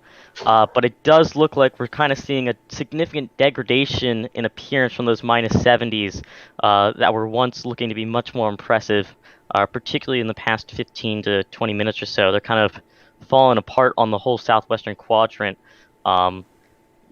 maybe signaling that there is more to an eyewall replacement cycle going on potentially than we thought prior, but definitely not looking as impressive right now on the latest satellite imagery as what the most recent imagery on the stream is showing outright. Definitely not quite as impressive anymore, which is a fortunate sign for the time being. Hopefully that keeps up. Nathan, just back to Facebook, we have a question Landfall, and secondly a comment. They're enjoying the stream and they hope to see more in the future. Oh, we're doing our best. I mean, I have to say, this really came... We were completely unprepared for this eventuality. We've just not quite got ourselves ready for the upcoming season. So we're doing our best, and as you can see, there's a few new things that have popped up. There's going to be a lot more new things popping up. Our streams are going to look wonderful, if they don't already. By the way, another new frame coming through, which appears to be confirming even more that the eye is collapsing. Yeah. I mean, I think it's very evident now that the eye is in a total collapse right now. Also, we do, unless you guys want to go on, I'll just hold back for a second if you guys want to share your opinion about it. Actually, let's go over to Isaac's radar. Let's take and see what's going on there. I just, in my opinion, I think it's interesting to see how on radar you see a well-defined eye on there on radar, but then when you look at satellite imagery, it doesn't really look that good at all. It's pretty clouded over, and it's just interesting to see the difference between the two ways of getting data. Yes. Hold that last. Can you pause this at the last frame? I can try, but it's been a little bit finicky with me.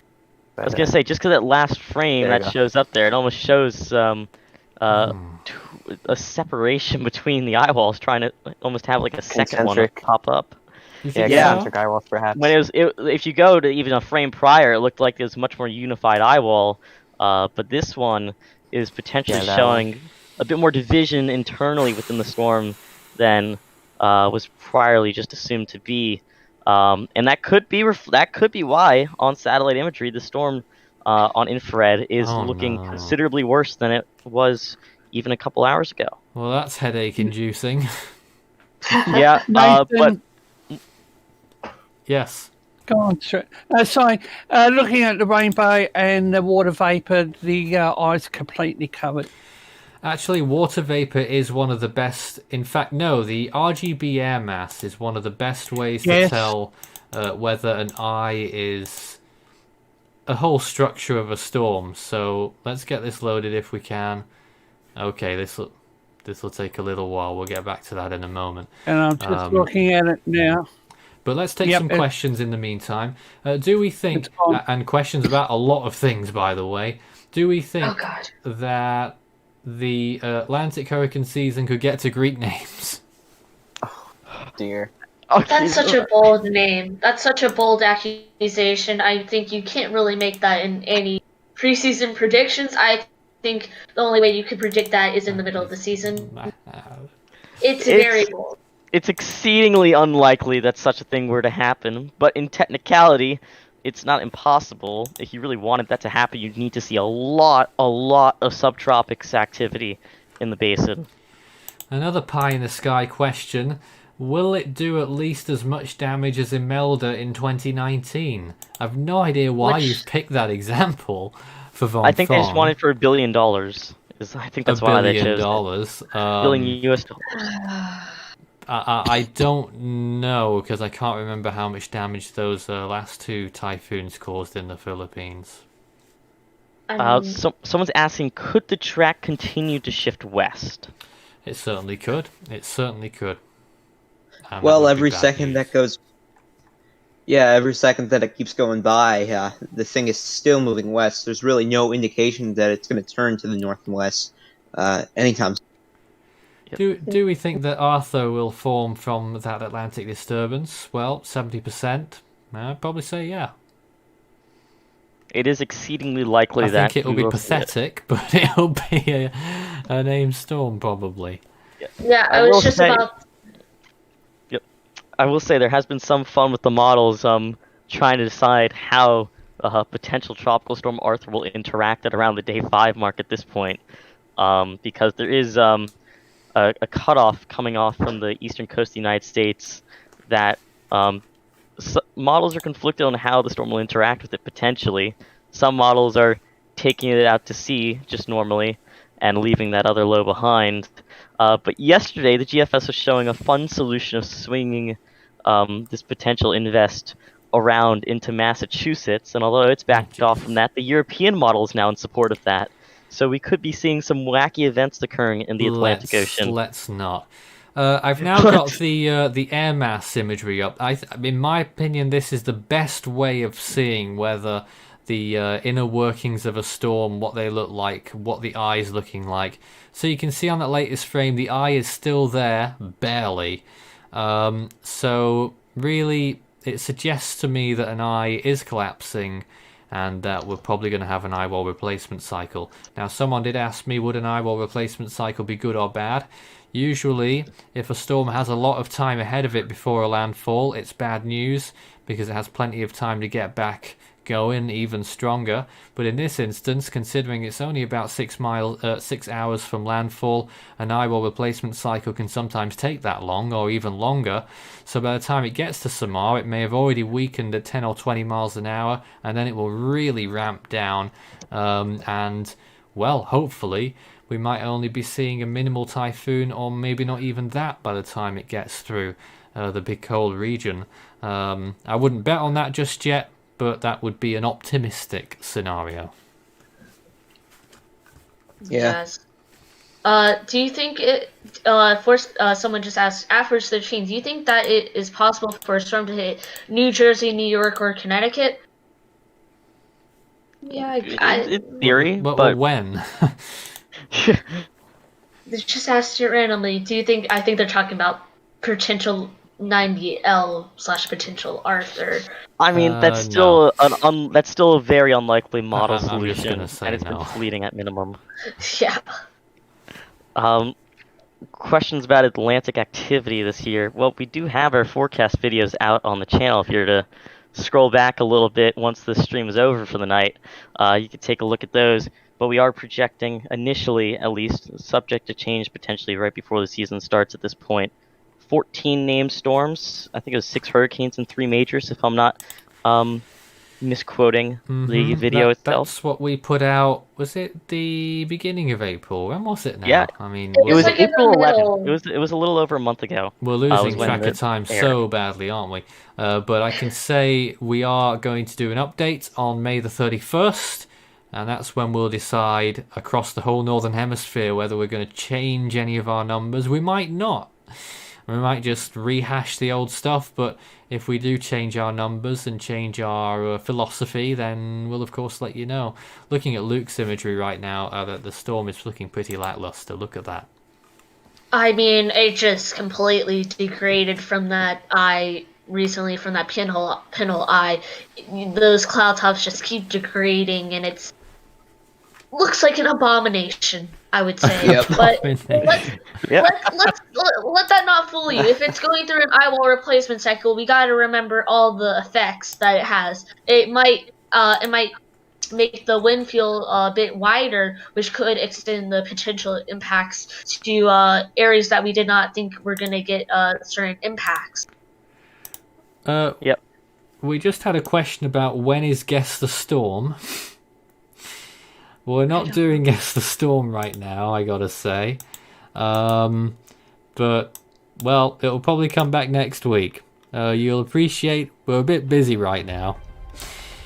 But this is Force 13 Live. We got loads more to come in our next hour of coverage at the other side of this. Stay tuned. Typhoon Vongfong may be about to capitulate. That would be something to celebrate. But we don't know just yet. Coming up to 7 a.m. in the Philippines. We'll be back after this.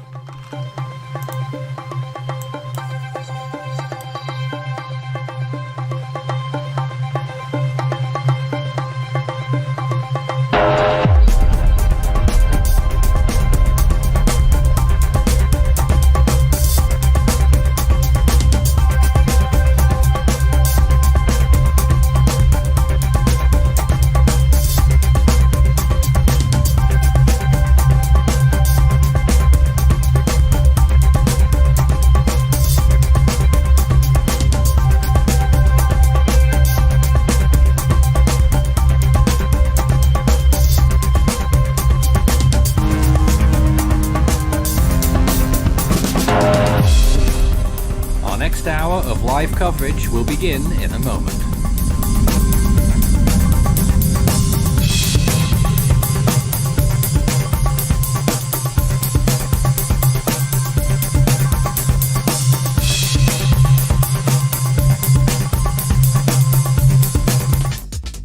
Stay up to date with the very latest on our online cyclone tracker on the website force13.com. The latest always on there. You can also find our YouTube channel, Force13, all in text. You can also find us on Facebook and Twitter under the same name as well, at Force13 on there. You can also help the project become even better by becoming an Ultimate Fan on YouTube. To see the full list of Ultimate Fan benefits and to join, visit youtube.com/Force13/join. With a special thanks to our top supporters this month. You can also check out our growing merch store so you can show Force 13's colours wherever you go. You can also find a link to our Discord server underneath this video in the description.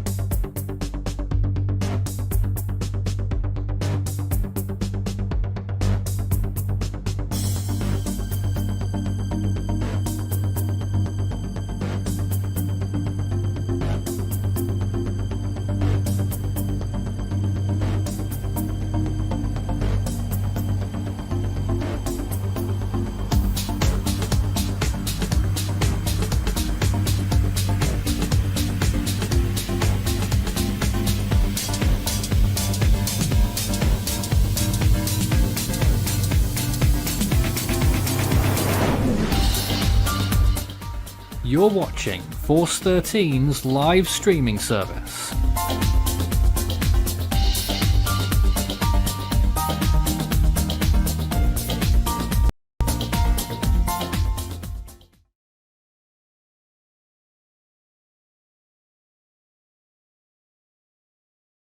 Well, would you believe it? Everything is broken again, the third hour in a row. We are having some big teething problems here on Force 13 whilst we're trying to sort all of our new stuff out. I promise you it will be much better next time, but we will continue to give you the coverage on Typhoon Vongfong, which is currently active, and hopefully in a moment you will be able to see something. Well, that's half of something, and we've not got any music or anything.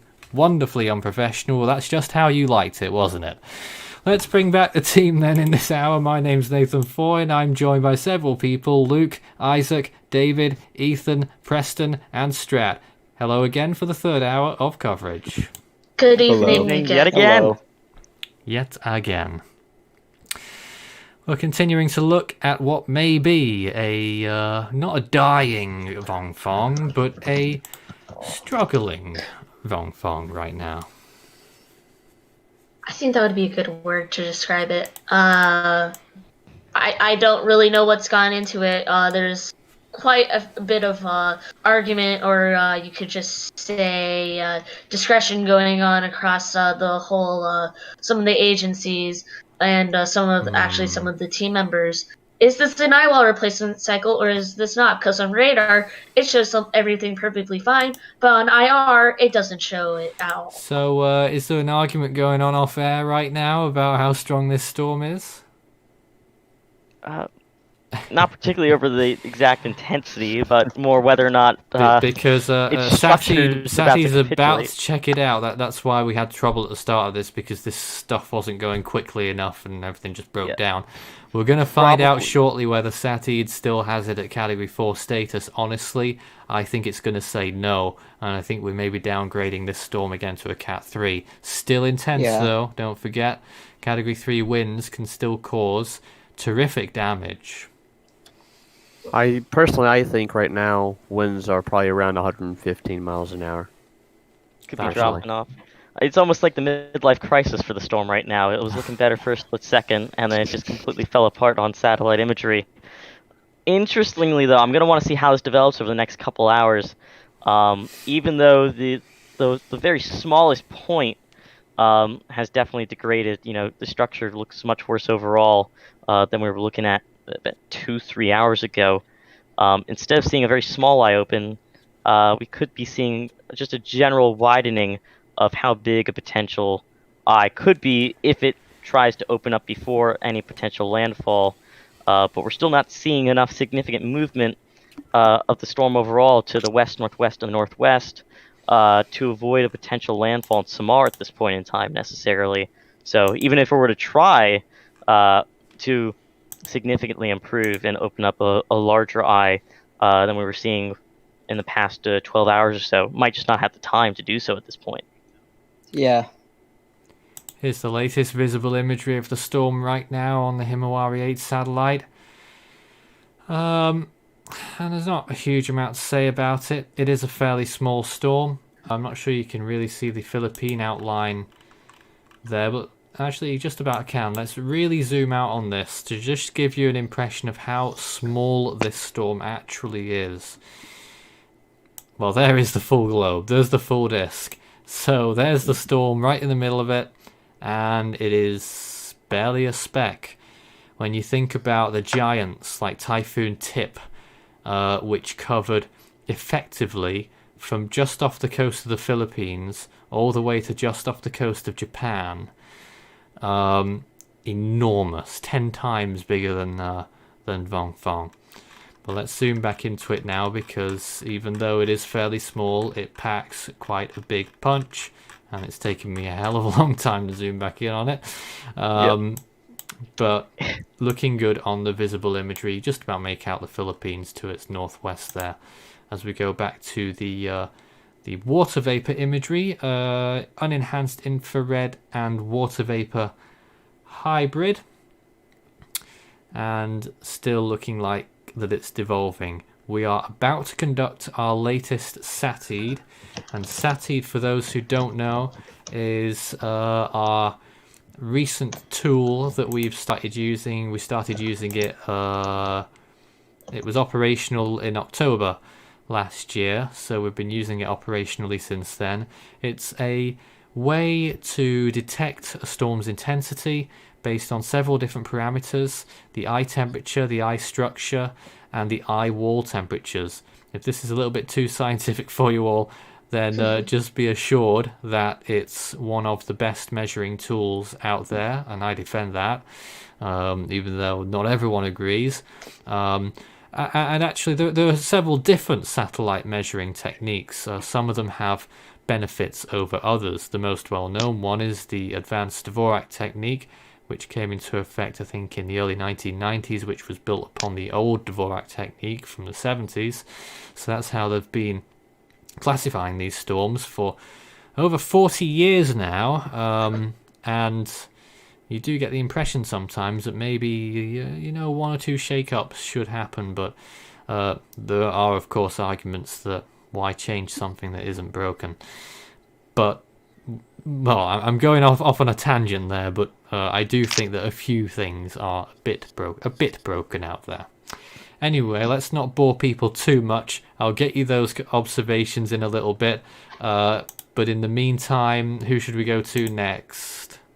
I got live stream on if Luke, you want to. Back to you, and maybe you could do a distance to land now? Yeah, sure, I'll do a new distance to land. Just give me a second to clear one of the stuff going on. I'm just gonna clear all of them. So we gotta stop out that last frame. I think that's the latest frame notice. Okay, there you go. So I'm just gonna guess that.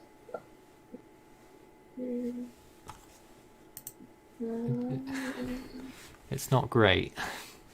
As of 22:30 UTC, which was I believe half an hour ago, it is 56 miles away.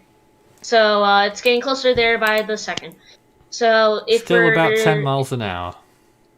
So it would probably be there in about 5.5 hours. So actually, it would probably be there in 5 hours, considering time has passed. So yeah, 5 hours until landfall. If it were to make not a long time, basically. It's time to shelter in place if you are in Samar.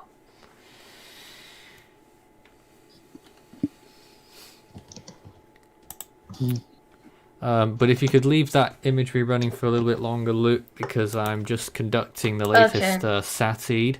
It is a way we'll rely on it quite a bit for getting the latest intensity, and I'll have that in a very short moment, so just stay on for this and we'll see what kind of numbers we're coming up with. Yeah, it still hasn't turned north yet, so it's either going to make landfall in a part of Samar or is going to make a very narrow, close approach to it. I think there's no avoiding not at this point. impact.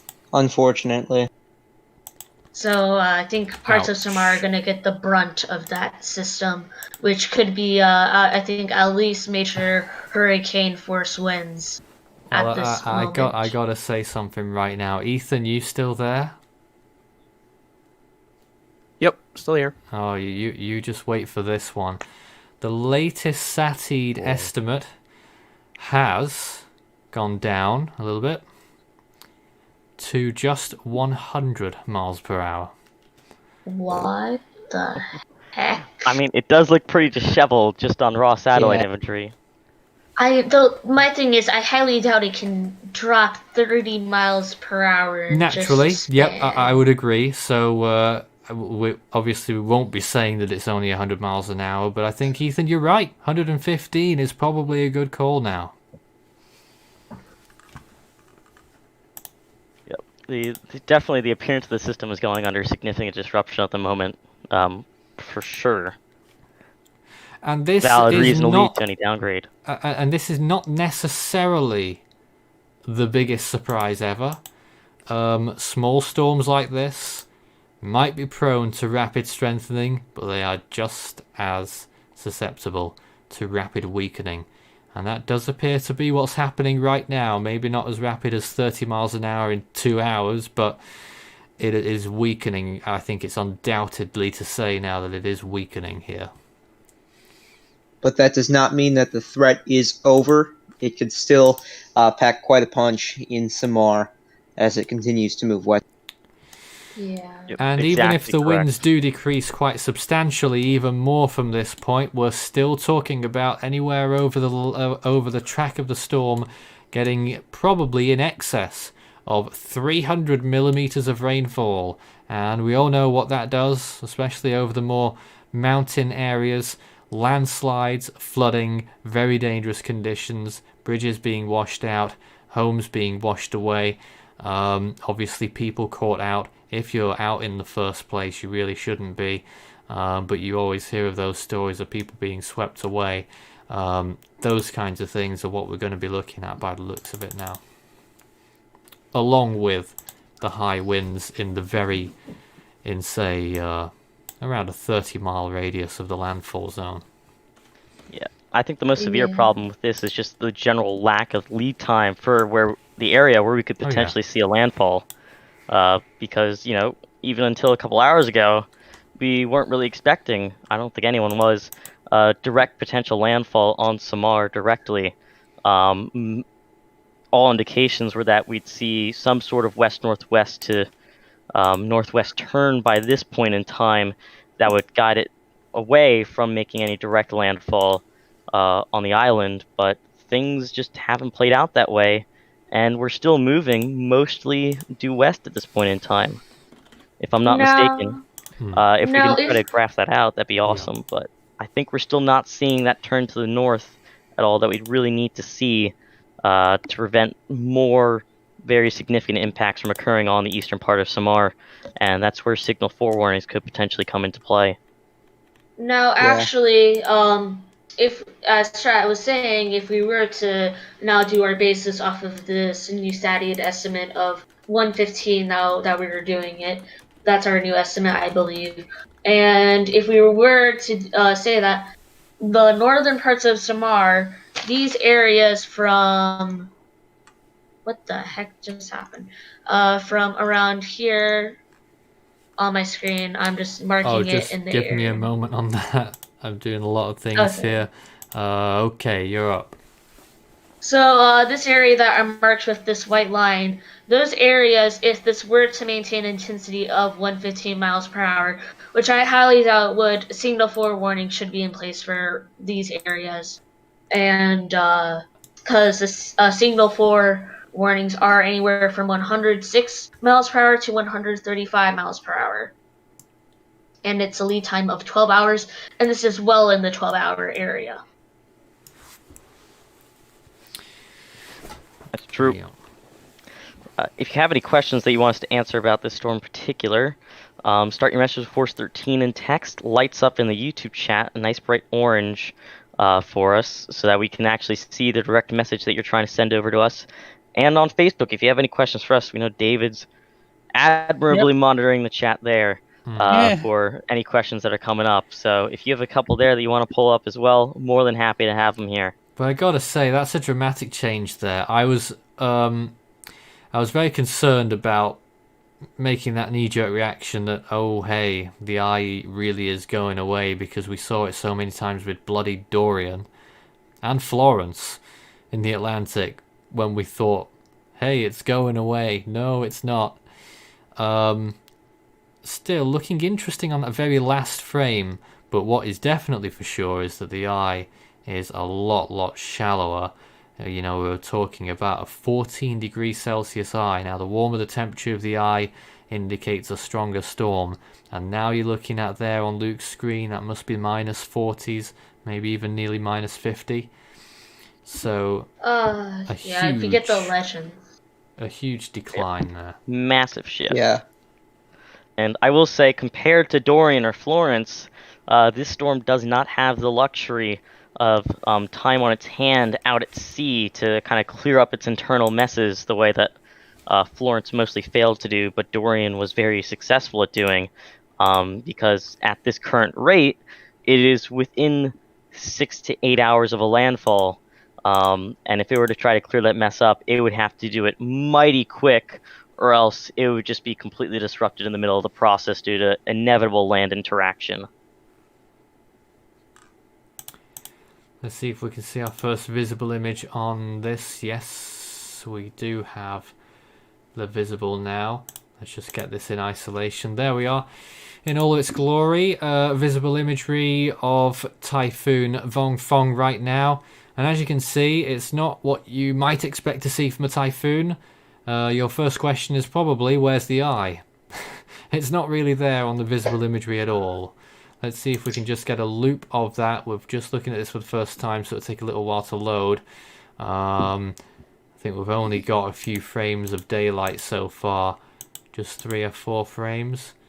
Okay, we're struggling with that. We'll get that in just a moment when it's all loaded up. But on those few frames, we've got 1, 2, 3, 4 frames of visible imagery so far that we can show you. So I will do that shortly. Someone's asking if we think it'll develop a pinhole eye before landfall.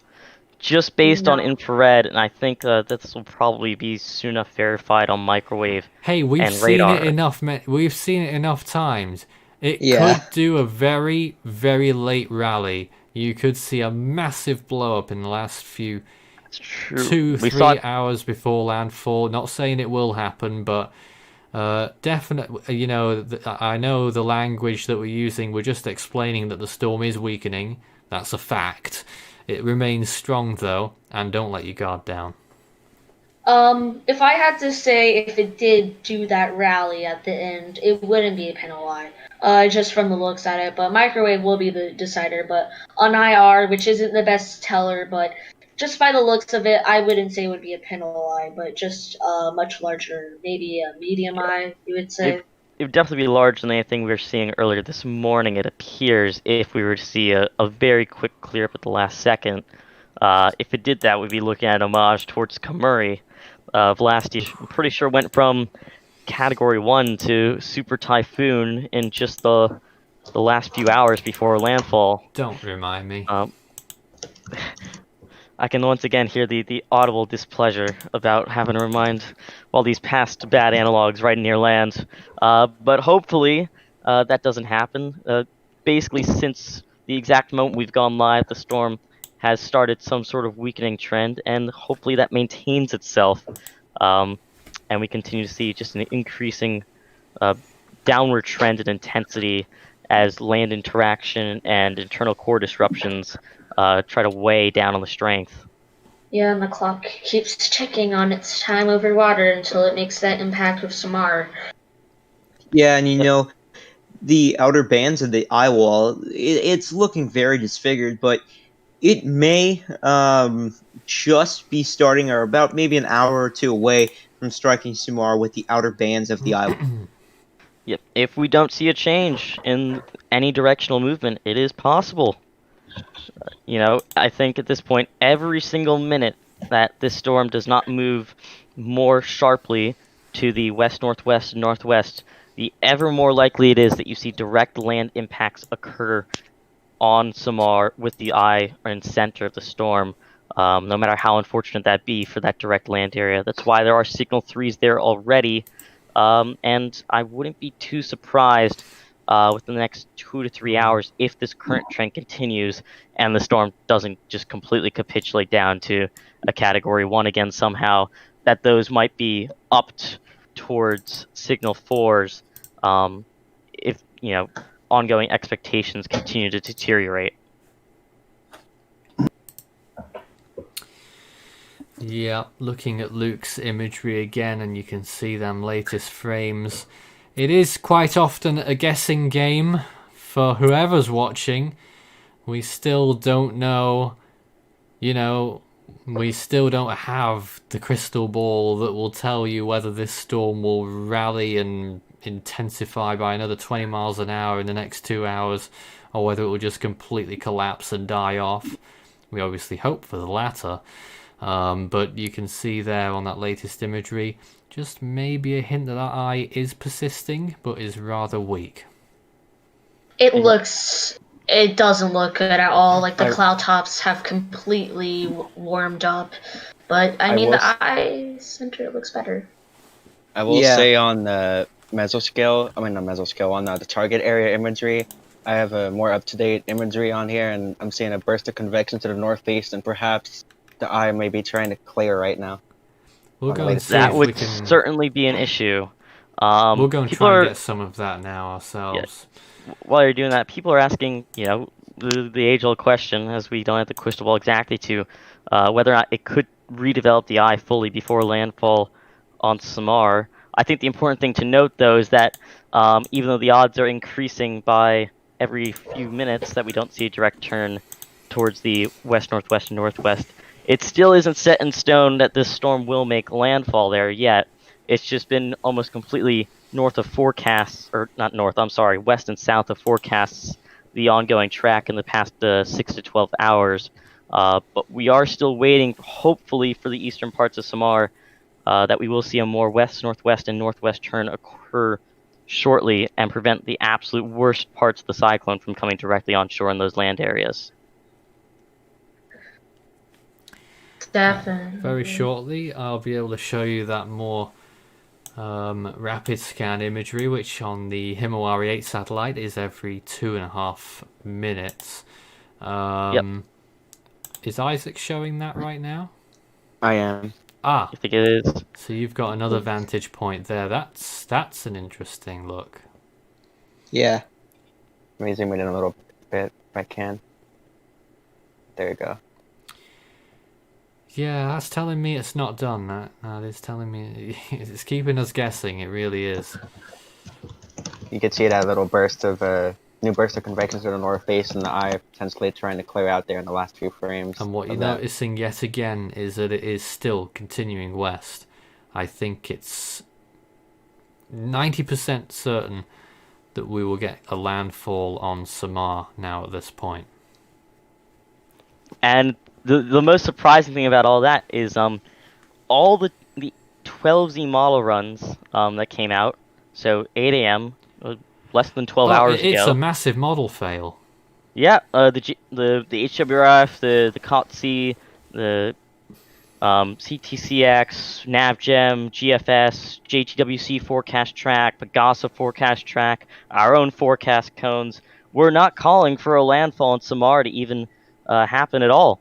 It was thought that this center of the storm would probably remain at minimum a few dozen miles to the north and east of the most northern parts of the island.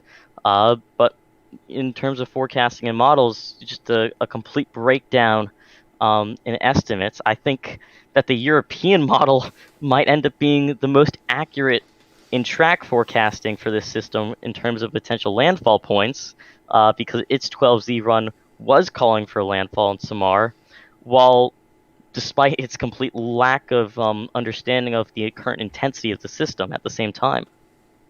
Yeah. Strap, my personal early forecast were calling for a sort of a clip of Samar where it would strike the island and then move offshore very quickly. We still could see that. It's only a matter of time, really, before the storm makes landfall. It's a bit more difficult to get, I guess, the exact landfall points on our cones, or at least some of them, because we don't really have lines drawn between our points, like the NHC style cones or JTWC forecasts do. But I do think you're right about that. But regardless, a very concerning situation for northern Samar at this point in time, in particular, as this thing continues a relentless march westward, despite forecasts calling for it to have curved at least somewhat to the west-northwest by this point in time. But a joint typhoon warning center saying it could stay on that rest of the track for the next 36 hours. If it kept due west, basically, for the next 36 hours, that would be a complete game changer. If it kept west for 36 hours, it would be in the middle of the Philippines. I think it might even be in the South China Sea if it did that at this point. Oh, no. But I think overall, models were still calling for this to try to move towards the west-northwest or northwest at some point in the near future. Well, that just completely hasn't happened. It's almost like Luke's looking at our stream. What? Oh, crap, I didn't know it was on the stream. I'm sorry, I'm just waiting for some of my imagery to load up so I can show some stuff. Okay, it's now back here. Yeah, no problem. If anyone's got any questions, though, send them in. We are here. I don't know how long we're going to stay for. It's 7:25. We've been here since 5 o'clock this morning, Philippine time. I expect we will be here until at least 9 o'clock. So keep your messages coming in. Start your message with Force 13 all in text. I am aware that our bottom bar is now out of date since that Signal 3 warning came in. But I've only got 2 hands. So let me just now try and get that latest imagery. This is something I really want to show you. Latest uber close-up now on Typhoon Vongfong. And you can see that eye is opening up again as it draws closer to land. Looking at the other imagery, the RGB, I've got to agree with you, Nathan. Yep. We're seeing the trend of the storm potentially reopening its eye and trying to stage a rally landfall. Not want to see it all. And there are questions in chat. A couple coming at you. It'll make landfall tonight. Strap, your signal is unworkable. Yeah, I'd just like to point something out that we're seeing. If we look further out on like the IR, we can see those outer bands. The island of Samar is completely under the outer bands of the system, are probably receiving some heavy rainfall, as a matter of fact, actually. And we could just keep seeing this for quite a few hours until the central dense overcast, which is that, if you don't know what a central dense overcast is, it's that circular ring that surrounds the center, or if there was an eye, the eye. And that's basically where the tropical storm force winds, sometimes typhoon force winds, and typhoon force winds are located. And those are probably going to make, if not go on Samar, make a very close approach. Something interesting. Go ahead, David. I was just going to follow up this question or comment. Looking at the satellite imagery, I think that the overall structure is improving when you look at the outer bands and what is it, the outflow channel? Or the David, inflow? I have to interrupt you for some breaking news out of the Atlantic. The National Hurricane Center have done another update at 7:25 p.m. Eastern Daylight Time, which must be just 3 minutes ago. They have now put it at 10% in the next 48 hours and 70% in the next 5 days for this area of interest that they currently have it centered just to the southwest of Key West, Florida. So that's what we're watching right now in the Atlantic. 10% in the next 48 hours, 70% in 5 days. I have it put up on my screen if you want the viewers to look at it. Ah, there it is. So yeah, you can see the system about to pass through the Florida Keys, and then it's going to get into this spot where it can develop into subtropical system. And if you want to know when the next special weather update, it will probably be issued either at 9 a.m. EDT or earlier if any major thing changes. It's right now 10% in the next 2 days, and actually 70% in the next 5 days. Gosh. 70% already. I know, why? Why is the big question? Why? Why is this all happening? It's been at 70% for a few outlooks now. Yeah. Well, if you're a fan of disaster, then this year is for you. Please don't be a fan of disaster movies.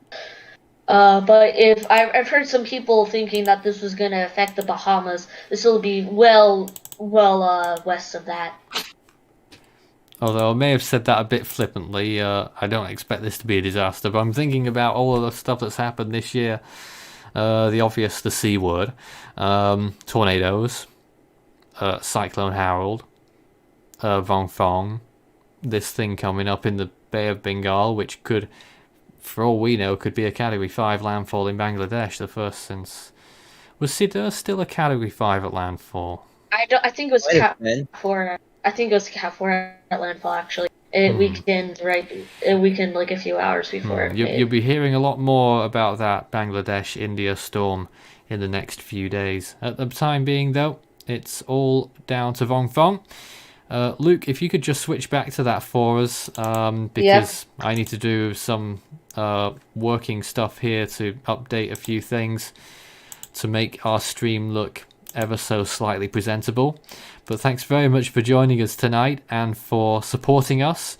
And if you are in the mood for supporting us further, you can of course become a member on our Force 13 YouTube channel and reap some extra benefits. And you can also, of course, follow us on all of our outlets. Certainly does help. And as we're seeing on like the last frame, the cloud tops around the eye continue to degrade, and it's still going on that westward track. I think it's gonna hit tomorrow. I really do. Yeah, me too. I think it's almost certain now. However, it could still change. I'd give it maybe a 1 to 2% chance. This thing, if you are in Samar, please take this situation seriously. The CDO is probably going to hit you. I don't know. I know. Can somebody give me a better estimate of the time there and the movement? I would say I can do a new. It's been constantly at about 10 miles per hour there. Okay, if we just 47 miles, 45. Region, like from the outskirts. Yeah, it's around 50, 45 miles away, so I would give it 4.5 hours considering this is 30 minutes old. Yeah. So it looks like it could hit Samar at 12 p.m. Philippine Standard Time, or 12 a.m. EDT, Eastern Daylight Time. Anyone else with any other comments at this point? Nothing much really. Just that the latest scans suggest perhaps the eye may be trying to clear. In the meantime, though, we actually are getting a question, if we want to spare a minute, for the developing system potentially in the Bay of Bengal, if anyone wants to talk about that real quick. Yeah, we touched on it just before. I mean, there's still a little way to go before it actually is a thing. But one thing has to be said, and this is quite frightening actually. I don't think I've ever seen anywhere in the world, 5 days out, at the 6C model runs this morning, the GFS had a 928 millibar, category 4 or 5. ECMWF at least a Cat 3, NavGem at least a Cat 3, CMC at least a Cat 3, Icon at least a Cat 3. 5 models unanimous in at least a major hurricane impact in India and Bangladesh. I don't think I've ever seen that for any storm in the world. Yeah, and Nathan, to add on to that, the models have been really consistent on developing that Bay of Bengal storm, and that's what's very worrying about how consistent they've been, that a strong system will work its way through there, and that's frightening to say the least.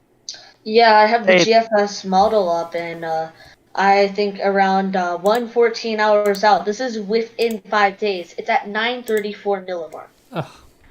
I will say, there was a time when all the models were in very almost complete alignment, significantly out in time frame of a very strong storm impacting a certain area last year.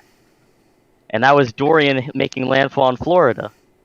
So, we never know exactly, but unlike Dorian, if this were to, for some reason, go really west of the model consensus, it would still hit land, this Bay of Bengal system. If it were to go really east of the model consensus, it would still hit land, a direct large continental landmass. God, look at that. Unlike when you're dealing with Dorian, if it went east of that consensus that was showing a Florida landfall, you'd be more apt to see or impact the Bahamas. No, that Nathan, gets to 920. Yes, David. I've got the media release from the Indian Meteorological Department. They're saying Anything the interesting? low pressure system has formed over the southeast Bay of Bengal, joining South Andaman Sea, Yep. and is likely to likely intensification into a cyclonic storm by the 16th. Yes. Yep. And, In 2 days. and on the 17th, it should recurve north-northeast. So if they wanted to go north-northeast, it would be anywhere on the Bangladesh coast or the Myanmar coast. So Yep, cyclonic although- storm by the 16th. Yeah, although out of the model selections to the moment, the European is further west than the model consensus and has it trying to make landfall on either close to the India-Bangladesh border or a bit into India, if I'm not mistaken. So, we're still significantly out, and anyone living in the northern Bay of Bengal region should be monitoring the development of this system closely, because even if a landfall spot is far out from being confirmed, there is a pretty strong consensus that we will see a very intense storm of some sort. And if you are in the region, go ahead, Dave. Sorry, mate. Squally winds speed reaching 45 to 55 kilometres per hour, gusting to 65 kilometres an hour, likely to prevail over the south and adjoining central Bay of Bengal on the 15th. 55, 65 kilometres per hour, gusting to 75 kilometres an hour over the same region on the 16th. Wind speed is likely to increase further, becoming gale force wind speed reaching 65, 75 kilometres an hour, gusting to 85 kilometres an hour over the southwest, adjoining west central Bay of Bengal from the evening of the 16th. Squally wind speed reaching 45, 55 kilometres an hour, likely to prevail over the mentioned sea, the Andaman Sea, on the 15th and 16th. So they're saying gale force winds, and Nathan, tomorrow? Saturday, I mean. Yeah, that's possible. So just in case anyone's a little bit confused out there, we are monitoring maybe even 3 significant systems. The biggest threat right now is the one that's already extant, and that's Typhoon Vongfong, which is a category 3 at this point. We've put it down to 115 miles per hour and a pressure of 949 millibars. And there it is right now, and you can see the latest imagery quite clearly. A new inner eye wall and a deepening of that eye once again. I've not looked at it on the infrared just yet, but that's looking fascinating, although not necessarily a good thing, and still moving towards the west. That's the main thing right now. In the Indian Ocean, as we've just heard, possibility of a new tropical cyclone in the Bay of Bengal or the Andaman Sea in the next 48 hours, which could become an extremely powerful cyclonic storm and strike India, Bangladesh or Myanmar. And we've also got a 70% chance of formation of the first Atlantic tropical cyclone of the year, which, if it did occur, would be yet another one that happened early.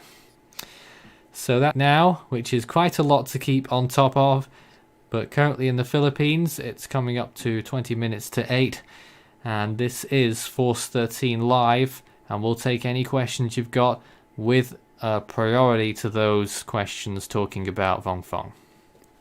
And I've got one from Facebook. What are the chances of it hitting Manila? Well, again, it depends what you mean by hitting Manila. Impacting the winds. I know. I mean, it's not going to get a typhoon landfall, or it would be extremely unlikely there's going to be a typhoon landfall in Manila. Tropical storm force winds, I would say, are probable. I think that will happen. Typhoon force winds, unlikely. Flooding, a distinct possibility, as it always is.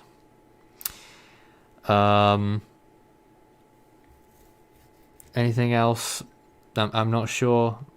But obviously, anything that does happen will be compounded by the ongoing situation with the C word. Oh god. Well, if I had to have my own stake in it, it's probably gonna hit Luzon. I don't think it's gonna be as intense as it was originally forecasted to be, just because of these recent developments. But of course, weather can change pretty fast, so we're just gonna have to watch these next few hours and see what the storm does pretty closely. That is exactly correct. We're heading towards increasingly likely a landfall tomorrow. I think, was it you said earlier, Nathan, about 90%? Yeah, I'd give that 90% right now. Let's just take a look again and do some more extrapolations. So the first image that we're looking at on this rapid scan here, let's just get rid of that circle again. Oh god, how do we do it on here? Let's get rid of that circle. Oh, it's still there. That's wonderful. Okay, well, ignore the circle. This was at 10:22 p.m. to 11:22 p.m. So it's moved 11 miles in that hour. Extrapolate that. It's 58 miles away from land. That's 5 hours. And that's from information 20 minutes ago. So 4.5 hours to landfall if it kept going in the same way at the same speed. I'd like to mention also on the latest target imagery, or rapid scan imagery rather, there's a really deep burst of convection firing off to the north of the northern part of the storm near the eye wall right now. Yeah, And I think that's on yeah. stream now. Finally, Yes. that Yeah. circle's gone. That was annoying me. Anyway, a massive burst of convection. Is that what you were just talking about then? Yeah, Yeah, to the north. You can it's see there it on the my stream, screen. actually. I have it on my screen too. Yeah. It looks like it's on like the northeastern part of it, and the eye is actually starting. The center is starting to clear up again. So I don't want to say anything yet because we need to look at the general trend, but it's something pretty interesting to watch that we need to watch closely Yeah. in the next hour or so. Yeah, we're trend watchers, and although the first few hours tonight have seemingly been a more weakening trend than anything else, for all we know, we may see a reversal coming up into landfall if this really comes to fruition.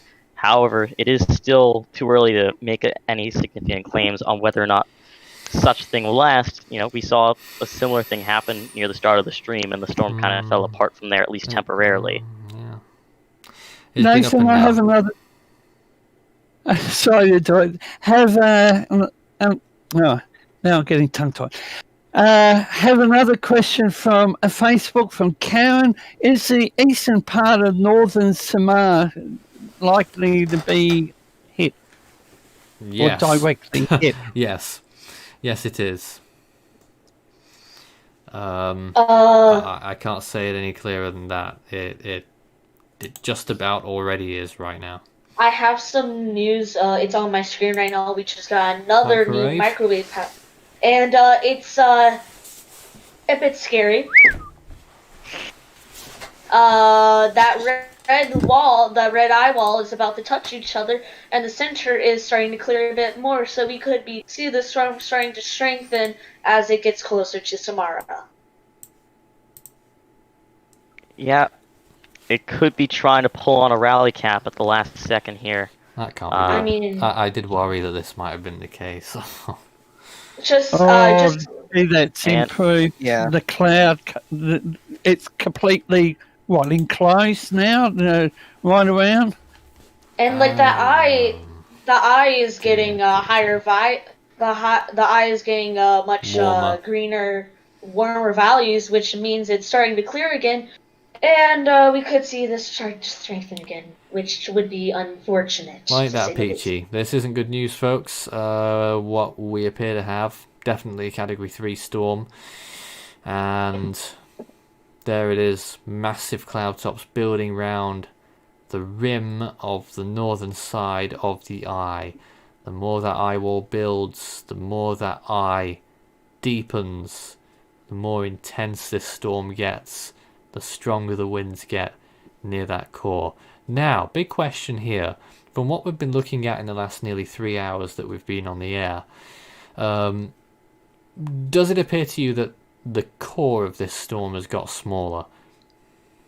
I think it actually.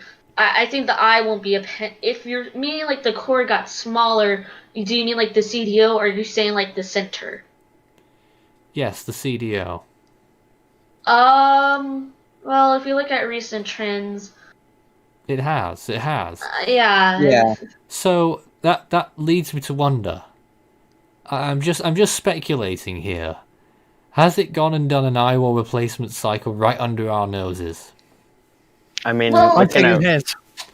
looking at radar, it appeared to have tried to do it earlier, and looks to be unfortunately succeeding.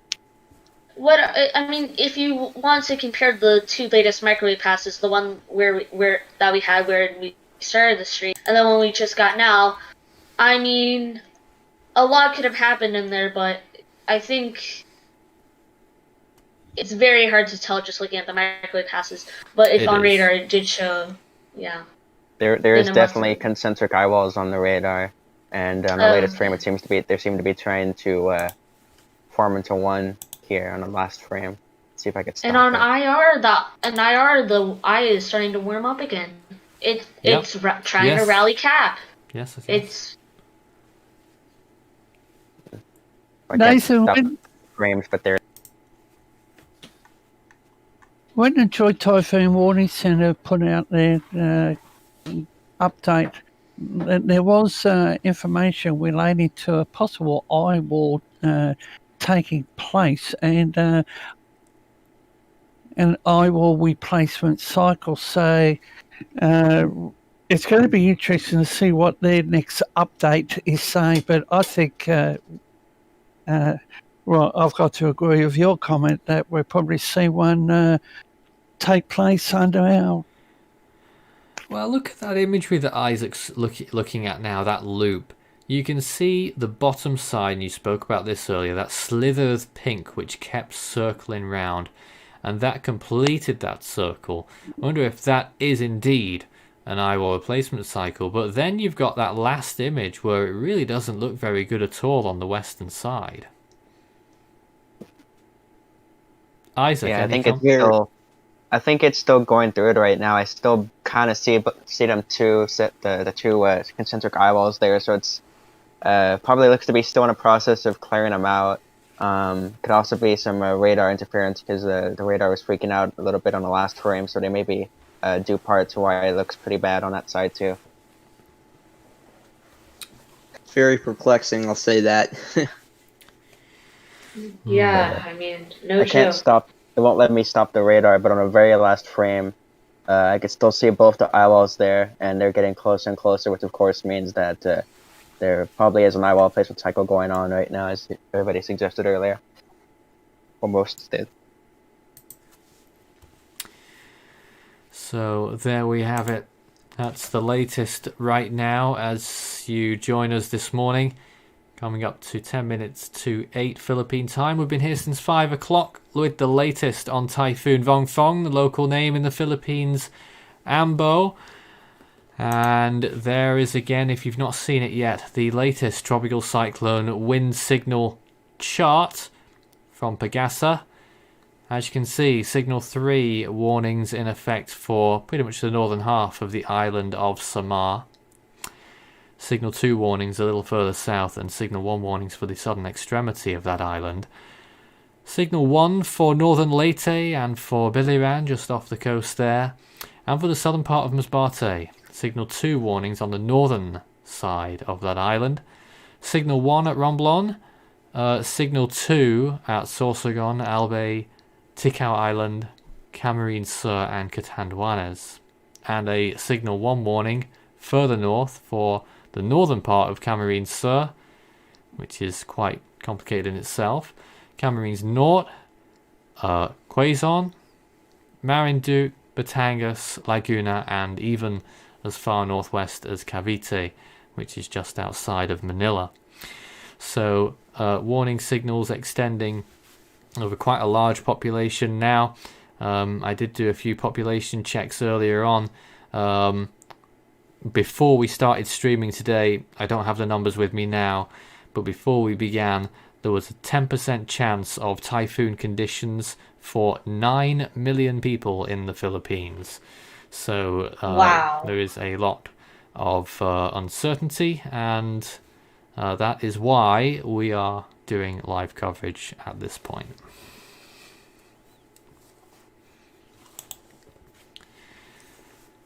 This is not good at all. And of course, to do our service, and it's what we pride ourselves on because so few media agencies actually do it. I think they're a bit scared. If you've got any questions, direct them directly to us. Comment on the YouTube chat section. Start your message with Force 13 all in text, or you can message us through Facebook. We do have limits on how controversial a question is, but we don't shy away as much as many other people do. So just try us and we'll give you a coherent answer where possible. Meanwhile, latest frames. Look at that imagery right now. The northern side of the eye of Vongfong is blowing up massive amounts of convection. In fact, the most I've seen so far, Luke. And the eye is clearing out again. So, well, here's another twist. And this is why you don't stop watching, because it looks like it's coming back straight on the rebound. Luke. I mean, exactly. This is what's happening right now. As we saw from the microwave, it completed that eye wall replacement cycle right under our noses. And I don't think there's anything stopping this right now from intensifying, really, unless it doesn't clear out that eye, which looks like it's trying to do right now at this moment. It does have a limited amount of time. It has around, I would say, 4 hours about now. But I do think that it can pull it off in 4 hours if it does. Interference. Sorry. Sorry. Though I do think this will intensify in those 4 hours. I mean, you can already see the eye trying to clear out once again, and that convection blowing up in the northern side. And it could try to, that convection could try to wrap a ring around the eye. And Nathan, Yes. sorry guys, just following on to what Lucas said, looking at the water vapor and the RGB, it's definitely coming back. Yep. The eye, Oh, no it's question. definitely clearing. And we got some questions in the chat. Someone's asking, will it make landfall as a Category 4? Well, our latest has it as a Cat 3, but if it does decide to re-strengthen and then maintain it. I can't tell you at this point. Best bet right now is, well, hedge your bets. Same intensity as it is right now is probably the best bet. Yeah. Someone's also asking, how large does the new eye appear to be? I think we're going to have to wait until it possibly really clears out, although we could use radar as a bit of an indicator for the size.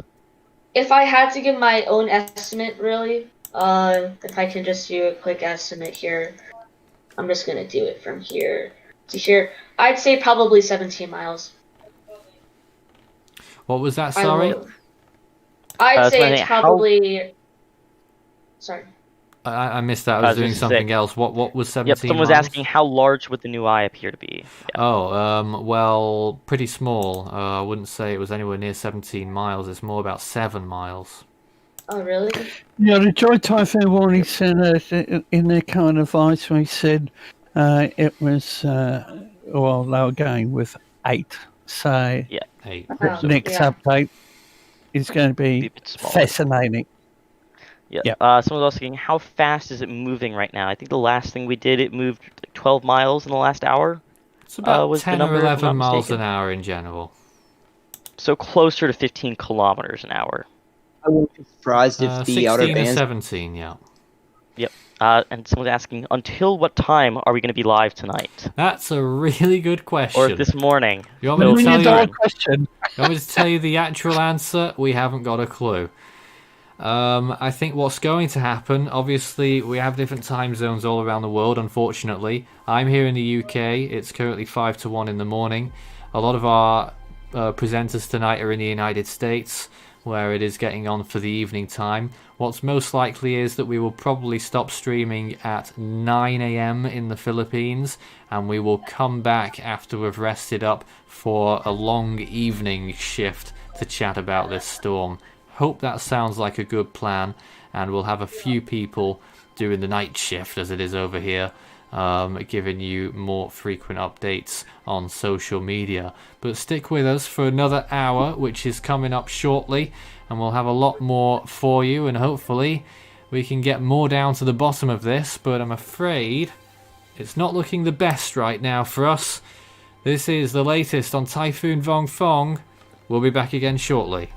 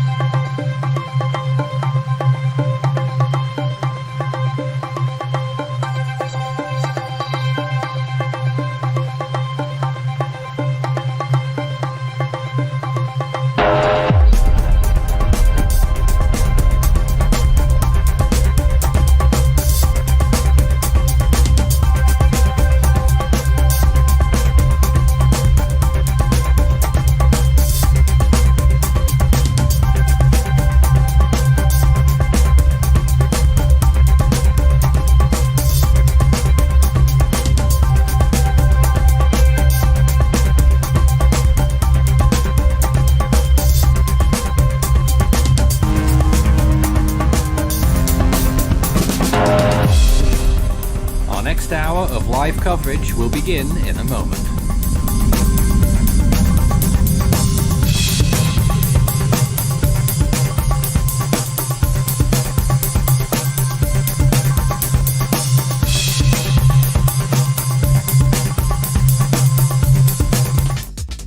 Stay up to date with the very latest on our online cyclone tracker on the website, force13.com. The latest always on there. You can also find our YouTube channel, Force13, all in text. You can also find us on Facebook and Twitter under the same name as well, at Force13 on there. You can also help the project become even better by becoming an Ultimate Fan on YouTube. To see the full list of Ultimate Fan benefits and to join, visit youtube.com/Force13/join. With a special thanks to our top supporters this month. You can also check out our growing merch store so you can show Force 13's colours wherever you go. You can also find a link to our Discord server underneath this video in the description.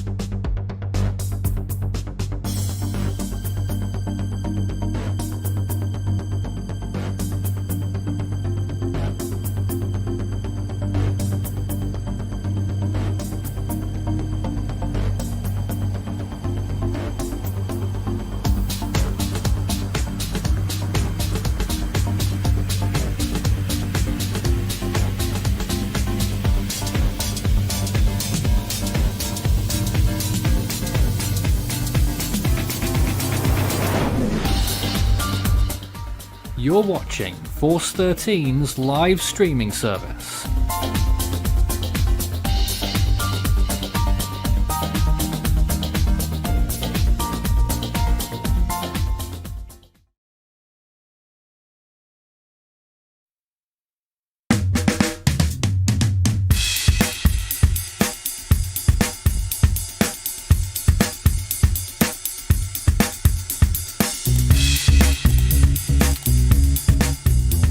It's a rarity. It's the 4th hour of our coverage here on Force 13 Live, and for the first time we've managed to start the hour without a massive error. But we'll persist. We hope we're doing a good job. We really thank you for being with us again for another hour. It's 8 o'clock in the morning in the Philippines. We do have a serious situation. Typhoon Vongfong, Philippine name Ambo, is just, well, only about 50 miles, 80 kilometers off the coast of Samar, where most models didn't think it would go. Even as late as yesterday, they didn't think it was going to hit Samar. But it appears, I'm afraid, that landfall is almost inevitable now in northern Samar. Could be in as soon as 5 hours. My name is Nathan Foy. I'm your presenter once again for this hour of coverage, and I'm joined by my ever ambitious team, consisting this hour of Ethan, Luke, Isaac, David, Preston, and Strat. Good evening and morning to you all. Good evening Hello. once again. Once again. Hello.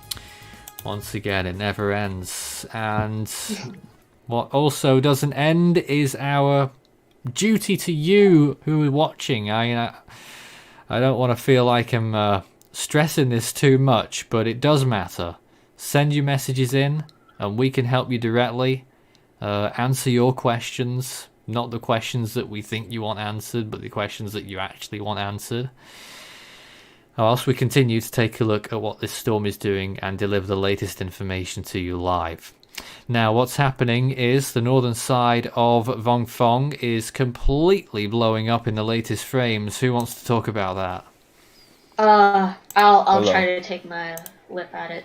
Right now what we're seeing is this huge blow up in the northern eyewall, as Nathan said earlier. It's trying to form a fully ring around that newly formed eye, and probably will lead to some intensification before it makes landfall. Before it likely makes landfall in Samar, and this is just not a good sight to see at all.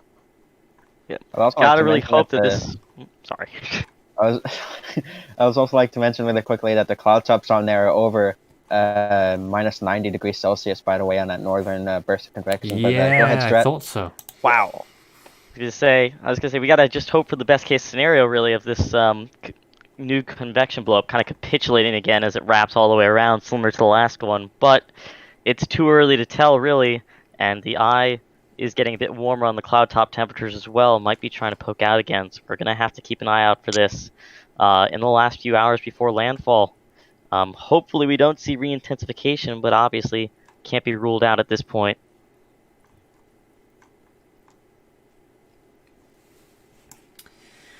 All right. I'm just taking a look through some comments here. What's this? If this sub minus 80 cloud burst fully wraps around the eye, will it become a super typhoon? Not necessarily. In some cases, you can get storms that have very poorly defined eyes. In fact, storms that are only just starting to develop their eyes. Early stage typhoons that have huge plumes of minus 80 plus all around, and they're nothing. But if they've got an eye temperature like the one we're looking at right now, and you've got minus 80s all around, I'd say it's right. It would be riding the threshold for super typhoon. If the eye was a little bit better, then it would be getting towards category 5.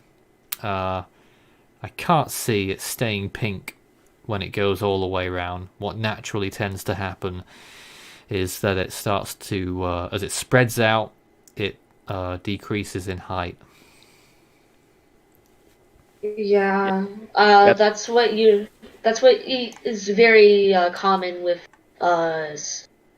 these typhoons and hurricanes, just cyclones in general. And I would imagine once the ring fully wraps around, and if the ring fully wraps around, I would imagine we would see negative 80 cloud tops at least surrounding the eye. And God, just every frame that I keep looking at it more, the more this looks bleak. Yeah, I will say though, in terms of disbursement, if you want a case study for what could happen once this gets closer to wrapping all the way around, look no further than 2 hours ago during the live stream. We saw a strong blow up of some minus 80s and heavy minus 70s wrap all the way around, and as it finished wrapping around, those cloud tops definitely came down quite a bit, as Nathan referred to. Hopefully, we see the exact same thing happen again here, and a repeat of the prior events, but it is too early to tell. We have to watch for trends here, see how things continue to develop over the next hour of live coverage, as this storm ever so closely gets closer to land. If One you've thing that- just joined us this morning, let's just give you a rundown of those warnings again. Signal 3 warnings in effect for the northern part of Samar, the island as a whole, the whole area of northern Samar, the northern part of eastern Samar, and the northern part of Samar. It doesn't make it can get a bit confusing, that, but there it is depicted on the map.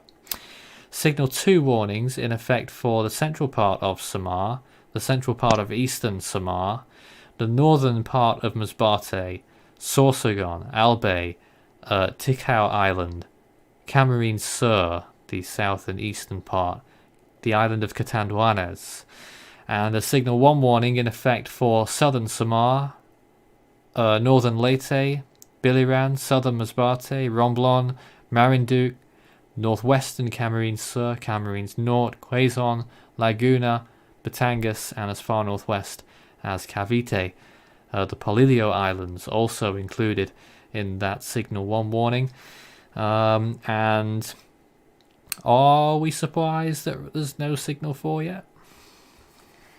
Yeah. I mean, to be honest, the storm is definitely less than 12 hours from making impact on northern Samar if it ends up making a landfall, which is looking quite likely at this point. You'd anticipate them to throw out that warning unless they were expecting a complete capitulation in intensity in the next couple hours.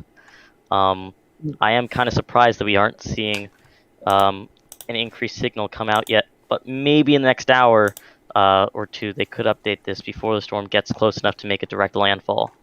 One thing that I've been noticing in the last, pretty much last hour, is that the eye has been very elongated. And what I'm seeing in the latest frames of the rapid scan imagery is that the eye is starting to shrink as those negative 90s wrap around its area. So we could see a repeat. I'm not going to say it's going to happen, but it's possible that we see a repeat of what happened about 2 hours ago when those intense blow-ups circled around the eye and caused it to collapse. I do have to say, though, overall, this is a much more intense convection blow-up than we saw a couple hours ago, which is concerning to say the least. I think we really want to see how the eye itself is doing more than anything else, rather than, the constant cloud cover-ups of it from this insane convection blow-up. Isaac's got that radar imagery, I think, as well. Yeah. That's been given a pretty good detailed look at what the actual structure of the storm looks like, as well as those microwave passes that we've been getting, which the most recent one was showing a more impressive eye than before, in terms of at least eye wall structure. But we are seeing kind of a waxing and waning in terms of how this convection blows up and kind of has fallen off since the stream started tonight, a little over 3 hours ago. We started the stream with a very strong burst that kind of died off and made the storm look much more disheveled. And since then, now in the past 30 minutes or so, we've seen this very strong potential comeback that is concerning to say the least if it were to hold up. More concerning than anything else, though, is just the general trend of this storm's relentless march westward, though, not moving west-northwest or northwest at all, despite models consistently saying that it would for over the past day at this point. To see it just plowing on this way with, seemingly prior relatively small amounts of warning because the general anticipation was not a landfall. It's not a sight to behold. And what's also not a sight to behold right now is that area of pink is still expanding. It's probably the best I've ever seen it for this storm. Halfway round the eye now, and the eye itself is also deepening a little bit. this isn't looking very good. I've got to admit, and we might be looking at some more intensification here. Just looking at imagery on my screen, it's more than halfway there. The ring is more than halfway across the supposed eye. And once that ring sets in, I believe the eye will start to clear up, and intensification will be much more faster. It is a waiting game at this point, though. We're kind of just waiting. What are these next few frames going to say? That's probably one of the how's biggest this one really cliches we developing? ever have on here. It's a waiting game. I mean, it is. You know, we're providing the most up-to-date coverage that we can, but in between providing that coverage, we are waiting for new information to continue the coverage. Alright, we got some more questions as well. Do we think that Vongfong has started moving northwest? Well, I think that answered your question just there. It really hasn't, I'm afraid to say. I mean, look at that on Luke's screen right now. There is no northerly element in that at all. I just switched to Real Earth actually, and on Real Earth we get a better close-up look on this than the other satellite imagery. But you can see the eye is starting to clear out even more. Yes, even more. Oh my goodness. We'll get another readout on that satellite intensity. It'll be a raw one, not one that we would put down as an operational number. But with some more questions, what happens if sub -100 cloud tops surrounds the eye? Well, I can tell you definitely that has never happened before and will probably never happen ever.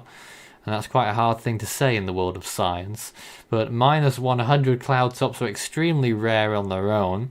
They've only happened a handful of times in history, and I think in all of those occasions it was systems that didn't have an eye. So if -100 cloud tops did surround an eye, and if an eye was of a sufficient temperature, it would probably be around 250 mile an hour winds. But it just won't happen. It just won't. One thing I have been noticing on the recent frames of the rapid scan imagery for the visible satellite is that the eye is really starting to get well pronounced. It's almost like a triangle, to be honest, with the convection wrapping around it on the visible satellite. But that's kind of interesting. Yeah, I think an important thing to note for viewers in general is that what is visible of the eye on satellite imagery, so that little peeking out, kind of almost like triangle-ish shape, isn't the full eye. The eye is substantially larger than that, even though it is actually, in comparison to other cyclones around the world, a very small eye in its entirety. That's just convection covering up the rest of the actual eye of the storm at the moment. That's why we look at microwave imagery and radar to see the full structure of the storm. Although if that were to fully clear out, that's where you see a classic strong typhoon. Yeah, that's a good point. Let me just read out a bunch of comments. Not all of them have tagged us. Please do tag us if you can. Start your message with Force 13 all in text. I'm just going to grab a few, though, that seemed interesting. Erin says hello to me personally. Well, thank you. And the rest of the crew. And that we're doing awesome as always. And do we see the typhoon re-intensifying? Well, it looks that way right now. There was quite a few more. I'm just trying to get further down. There are a ton of comments, and we welcome the comments, definitely. There was a comment there actually saying, I'm from Tacloban. We are now experiencing moderate wind, but no rain.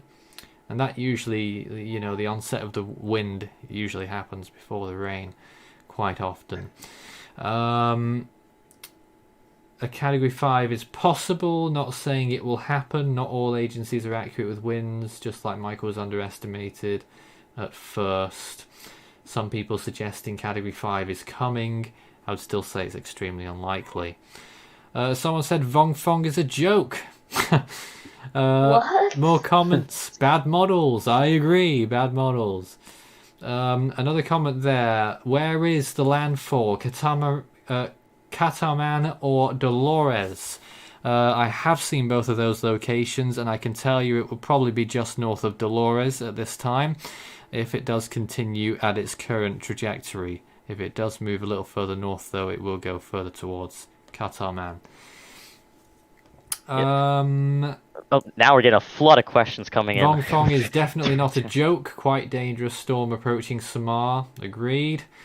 What is the eye temperature looking like? I'll get a fix on that for you shortly. Do you think that Typhoon Kamuri and Vongfong are nearly the same? No. No. No, because No. Vongfong was stronger prior. Kamuri got its act together at really, really the last second. Also, While this system And is... plenty more time too. That's true. you also just gotta remember what these tracks are supposed to be after it makes supposed landfall. One is heading north, one is heading due west. They aren't really similar at all. I will say also... Could someone pull up a JTWC cone for me? I have one right now. I was like, Absolutely. most Right now. interestingly, it's hard to compare Vongfong of 2020 directly with many of these other storms that people will put in the chat and stuff or talk about, because its formation area was wholly different than they that we're really talking about. Most of the storms that approach the Philippines at this time of year typically have formed significantly further out to the east in the Philippine Sea, rather than forming directly to the east of Mindanao and then moving north and trying to hook back to the west. That's a good point. That's actually more of an earlier season kind of formation point. You're talking January, February type location. And there's a flurry of questions again. Well, I'll get through all of that. I just want to show... This is the Joint Typhoon Warning Center's forecast track for the Ethan's showing, and there's a reason why I've told him to show us that just now. There was a question there. Is there still a chance that it would change direction and directly hit Manila? Well, it doesn't have to be much of a change of direction for it to hit Manila, as you can see on this cone. It takes it 71 nautical miles from Manila, that track, which is... again, converting to kilometers per hour, that's about 130, 140 kilometers away from Manila. And 2 days out, that can change quite a bit. So Manila could definitely still be in the track of this typhoon. It would be substantially weakening by then due to land interaction. But yes, it is still possible. Not likely. Will it be a Category 4 again or a super typhoon? I'd say that's definitely possible, especially looking at it right now. If it will move westward towards Samar, will it move northwestward after? Maybe you should ask it, but it should. It really should. Is there still a chance it would... we already had that question, sorry. Is it expected that Vongfong... Oh, I've just lost my page now. Is it... No. David, go ahead. Question for Facebook. Could it re-strengthen after landfall? Well, it depends how much water it goes over. If it goes over the Bicol region of Luzon and stays over a lot of land, then not really.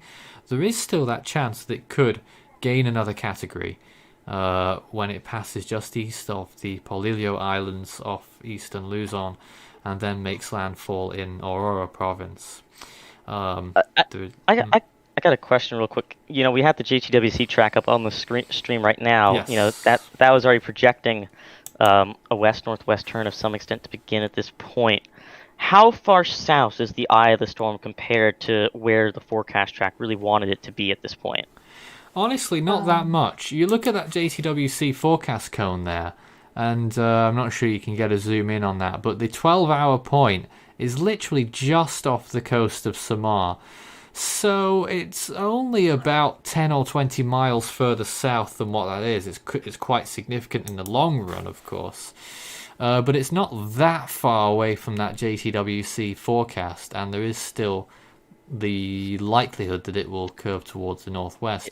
What is interesting is that could take the eye of the storm directly over Legazpi, which of course was struck by, and I keep forgetting which one's which, one of those storms late last year. Fanphone, I think? I can't remember which one it was. I think it was Fanphone. It was one of the late season ones. Yeah, for one sure. of those two, Kamuri or Fanphone. I think it was Fanphone. So that obviously isn't good news if it struck there. Okay, we had some more questions. We're going through these really as fast as we can because we're going to finish up here at 9 o'clock. Is it expected for Vongfong to be retired or not? It's way too early to ask a question like that. I'm really sorry, but I don't understand why people ask when things are going to be retired before it's even impacted. I don't, I don't know. We've seen a lot of those questions repeated.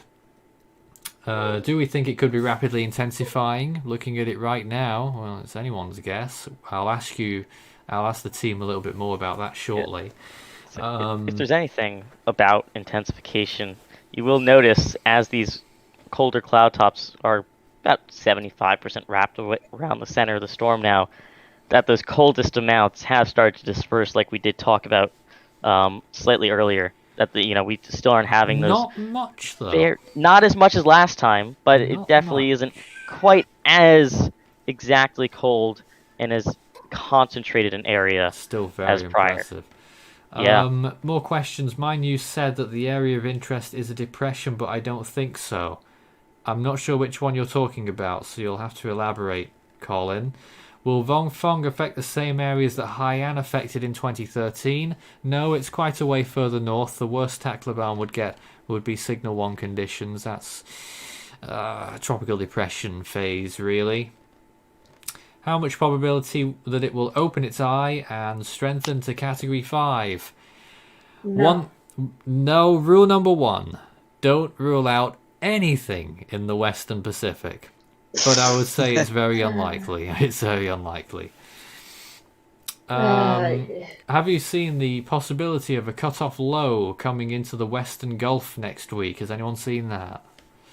I heard about it, but I don't think it has particular apparent model support at the moment, and even so, it's still a good ways out. I think we're more focused, at least if we're talking about the Atlantic, on this area of interest that is likely to develop at this point in time.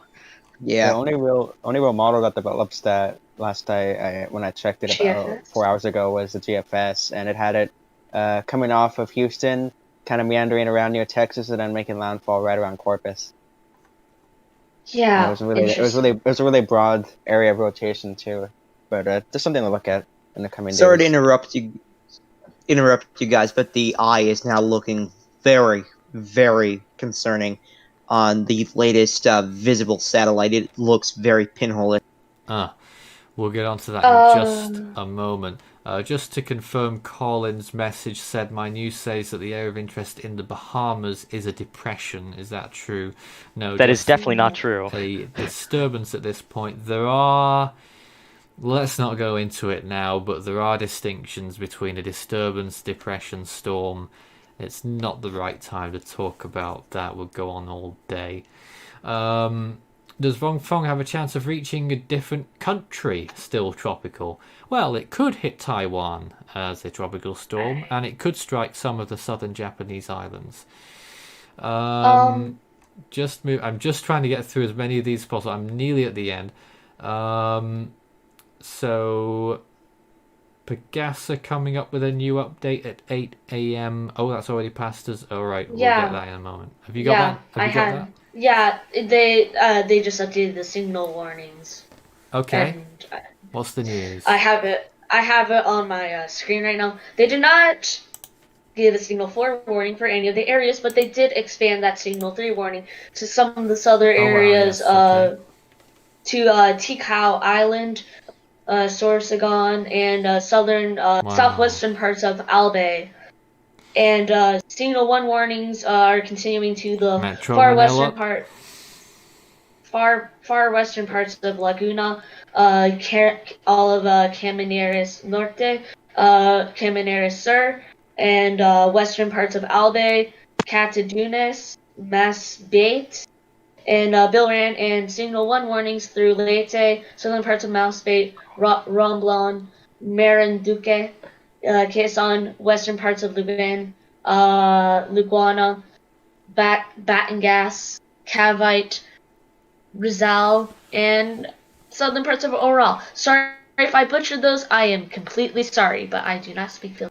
You did butcher a few of those, Luke. It is his first year tracking Philippine storms. It's currently my 8th year of tracking Philippine storms, and I still get a few wrong.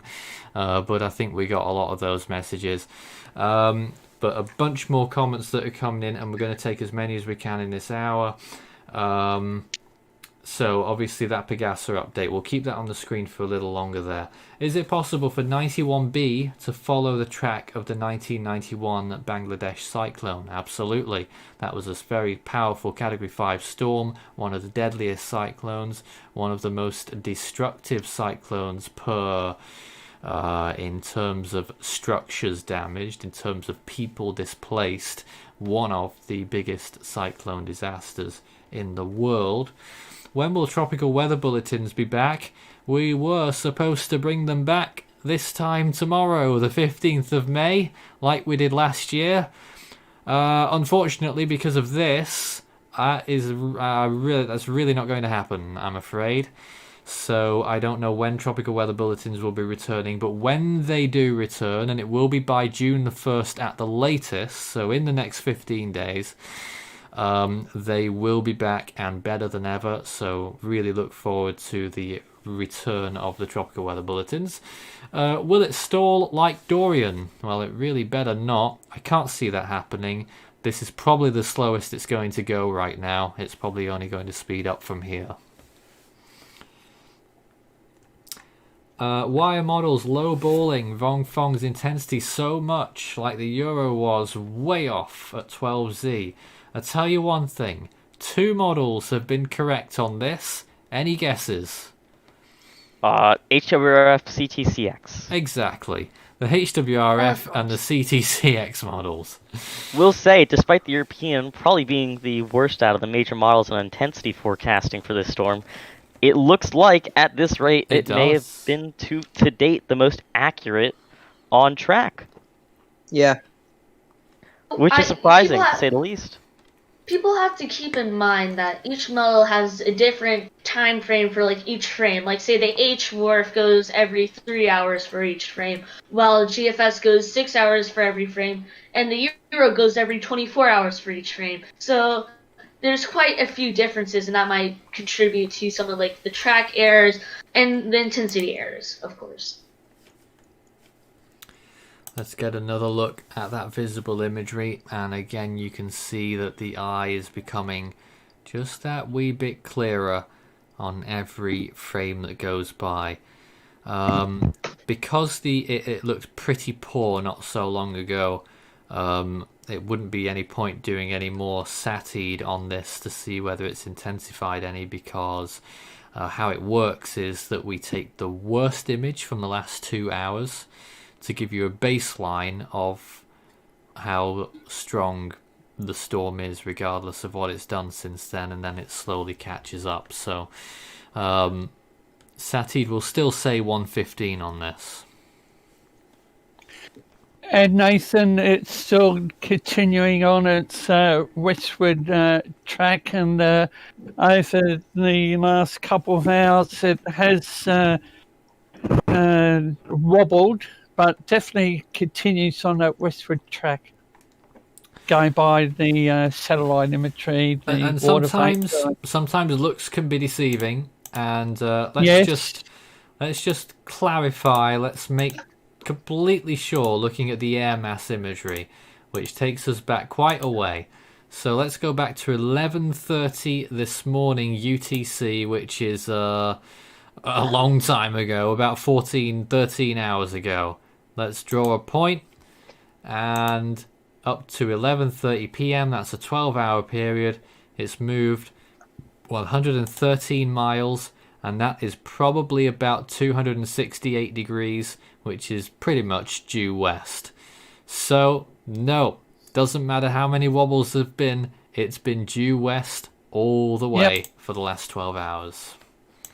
And following on to that answer, again, it's the steering mechanism.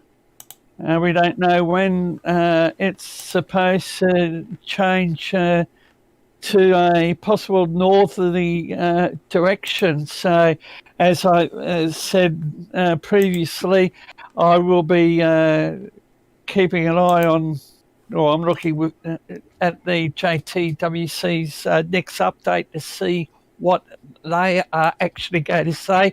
And I believe Pegasa, their update on the JMA's in about, 2-3 hours. Something like that. I think we actually got through all the questions like that. Wow. No, we haven't. We definitely haven't Oh, got through all the questions. Keep sending.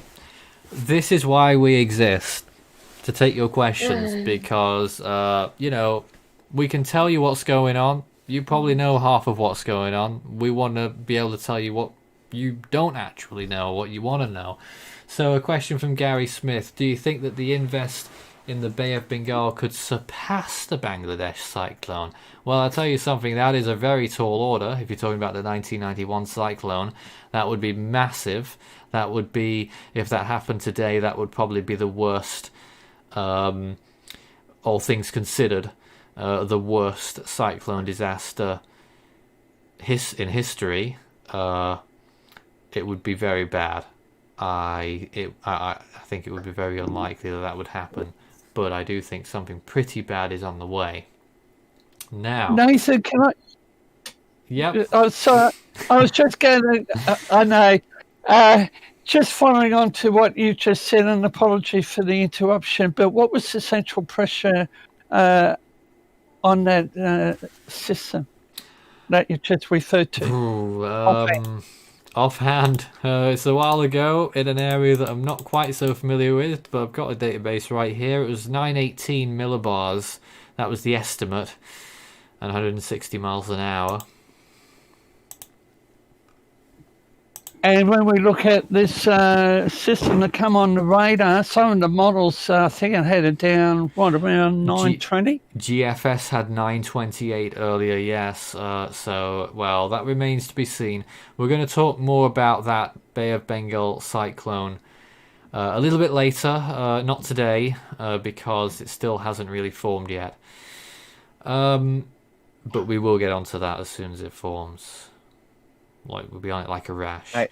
Another question here: will Vongfong become the first storm in the 2020 tropical weather bulletins? Well, I'm afraid not, because as I said, the 2020 tropical weather bulletins aren't ready, because the last 5 days were going to be the time that we were going to get them ready, and obviously this has happened, so we're not getting them ready. So yeah, I think at Force 13 they'll come. I think at Force 13 we don't really decide the schedule as much as the storms decide the schedule. Absolutely. A common theme. Someone was asking, is Paulo Signal 1 right now? And I'm pretty sure, based on their location, they're right by Tacloban, that they are under Signal 1 at the moment, even if there isn't really any significant winds there at the moment. Yeah, I don't actually know where Paulo. Oh yes, that's very close. It's right next to Tacloban. Yeah, that should be Signal 1 there. Yeah. Yep. And remember, Signal 1 warnings are in effect 36 hours ahead. So you will be getting tropical depression winds right away. If you get what I'm saying. I'm just check this graphic is updated. Yep. So that's the latest, partially, from Pegasa, and you can see just down there, right at the bottom, northern part of Leyte, Signal 1, and that would include the area around Tacloban. I will say on radar, on the latest frame, there appears to be a gap on the southwestern corner. Looking at radar, or south corner. Interesting. Little gap there. In fact, let's go over to that now, and you can illustrate that a little bit better to us. Well, it's quite clear to see, actually. Yeah, I really want to see that, especially because just looking raw at the infrared satellite imagery, you'd be on the assumption that the southeastern would have the weakest point. Yeah, on the south, well, there's a lot of gaps here. Yeah, it's on the south. It's on the south. This is latest radar, and see if we could go back a frame here too. It's not cooperating with me right now. It's right around where Convection's the weakest too on infrared. Yeah, and you can see in the beginning frames it's doing pretty good, and now in the new frames the eyes kind of just. You see some rain trying to form into the eye, some cloud cover trying to get into it, and it clears out a little bit more. and then near the end, the eye just kind of just starts getting more and more disheveled with time. So could be due to that big That's burst of pretty convection, interesting. maybe trying to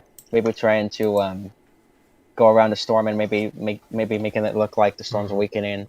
Right now, it's just trying to wrap itself around. But I just noted that little gap in the radar.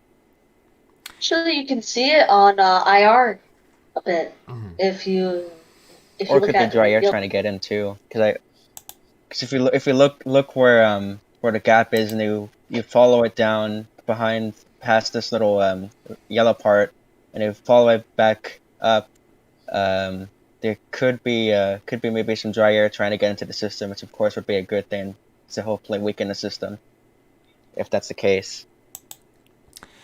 Doesn't look so much the case on visible, though. The eye does continue to appear to be deepening.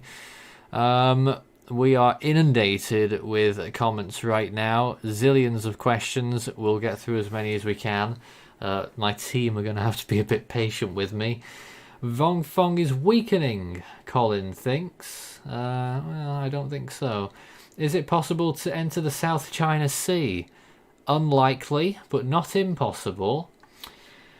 What else do we have? Lots of people talking about Category 5s for some reason. Could it rapidly intensify before landfall? Well, it could be in the process of doing that right now. By how much, we don't know. Or if it is, we still don't really know just yet, but it is looking very good right now. Again, we had same questions, really. What is the most intense hurricane in history? Well, that depends on your perspective. There's a few possible answers to that. Now, when we use the word intense, we're usually referring to the central pressure inside the hurricane or typhoon. So the obvious record belongs to Typhoon Tip in 1979, which recorded a minimum central pressure of 870 millibars. I think it's actually slightly lower than that because there was an 8-hour recon gap. But enough of that. What else do we have? Could it turn into a Haiyan? No. Just no. Just no. Erin Templin is super proud of Luke in particular, which is rather interesting. Aw, thanks, Aaron. You got it, Aw. That Nathan, can I cut in again? Uh-oh. Yes. I know you love it sometimes. Okay, question for Karen on Facebook. Landfall and a likely location. Well, you're looking at it right now. It's looking almost certain that it will make landfall in northeastern Samar. Not too far from... What was that place called? Dolores or something? Yeah, I'm pretty sure that was it. Just north of Dolores. Looks like a potential landfall zone right now. Here's a question. Is the new GFS FV3 better than the original GFS? That one, the jury's out on that one. Ooh. Well, it's longer, so I mean, more opportunities for fake forecasts about 500 hours out. I believe they are upgrading some of the computer models this year. I think the GFS is one of them, up for another upgrade, I think, in September. And the the HWRF and maybe not the HWRF, the HMON is getting an upgrade this year. So that's interesting. oh yeah. More Nathan? yes. Sorry, can I take Force 13 on a date? What? Well, In the chat, well, in the there's- chat, mate. Well, there's a lot of us here. They can't take us all on a date, David. Yeah, I know. Maybe start with Gail. you. Start with you, perhaps. I'm listening. We're Yes, sorry. young man. We're sorry about these David outbursts during this very difficult time. But We acknowledge this, honestly, Cecilia. we believe it or not, we do have a Category 3 typhoon about to make landfall in Samar. And there's loads more questions. Yep. Will the Atlantic disturbance become Arthur? That's one that we had earlier on. I think probably yes. 70% chance, according to the National Hurricane Center. Bowser Tendo 666 says that were there idle, which I find to be a fascinating message, but unfortunately we don't have any ink for autographs just yet. Let's see what else we've got. Can we put the MJO in the tropical weather bulletin? Good point, Alan Song. We'll think about that and how we could possibly implement it. What's the deal with the Atlantic Invest? I still don't think it's officially an invest yet. I've heard it bandied about. It's an area of interest. It's still an AOI. It's an AOI. But it has a point on the map tagged for its location now, rather than just where it's expected to potentially form. Yeah, and probably will form. Let's face it. Because of Vongfong, 91B and the invest in the Atlantic are keeping you from doing the tropical weather bulletins. You got it in one. We just, it takes time to get things ready. We don't have the time to get things ready because we're doing this coverage because it's so much more important. Why is the storm still going due west? I think that's what everyone wants to know. Does anyone want to offer an explanation? I think that some of the steering currents were messed up there, and maybe the models didn't calculate it right. I haven't really looked at the diagnostics yet. I'm not sure if anyone else has. If anyone has in the live room. My general assumption would be that the models were underestimating the strength of the high pressure to the north of the system and how much in the immediate term it would try to push straight to the west with a stronger high pressure system to the north rather than try to have the system ebb up towards the north, despite the fact that it is stronger than what most models were anticipating it to be. The fact that it isn't particularly large could play into it being more influenced by upper level steering currents directly rather than being able to push against them. Yeah. We are zoomed in on this mostly throughout most of the coverage to get as much detail as possible as we can on the storm. But in perspective, this is still a very, very small storm. It's a couple hundred nautical miles wide at most. Tropical storm force winds probably extend at most per quadrant 100 nautical miles. Typhoon sustained winds probably, I presume, 25 nautical miles or less at the largest extent. So even though it is a very powerful and dangerous storm, especially for wherever it may end up making an eventual landfall, it is still a very small storm. Season, I can only assume they're talking about the Atlantic. I don't know if you guys got any passing thoughts on that. I actually do. So, what we've seen in the last few climate forecast models is that this might be. So basically, there's this high ridge that's over the Great Lakes, and what that usually means is that can steer. That usually is a guideline that can steer systems into the Gulf. But I'm not saying it will. I'm just saying there's a possibility that we could have some Gulf impacts this year, and I think we highlighted that with our forecast for the Atlantic hurricane season this April. This April, yeah. All right. How wide is the eye? We were talking about 7 or 8 miles earlier. One comment there saying starting to look like Hagibis now. Interesting analogy. Why is the storm still going due west? Good question. Maybe it lost its compass. I think we went through an explanation for it. I think it has lost its compass. That's also a good answer. What is the wind speed? Well, that is anyone's guess. We will do another SATI just before the end of our show. We will be finishing up our coverage in 15 minutes. The reason why we're doing that is because we want to keep the coverage as high as possible. Our team isn't the largest in the world. We'll be very burnt out if we kept going for many more hours, and we wouldn't be able to do much tomorrow.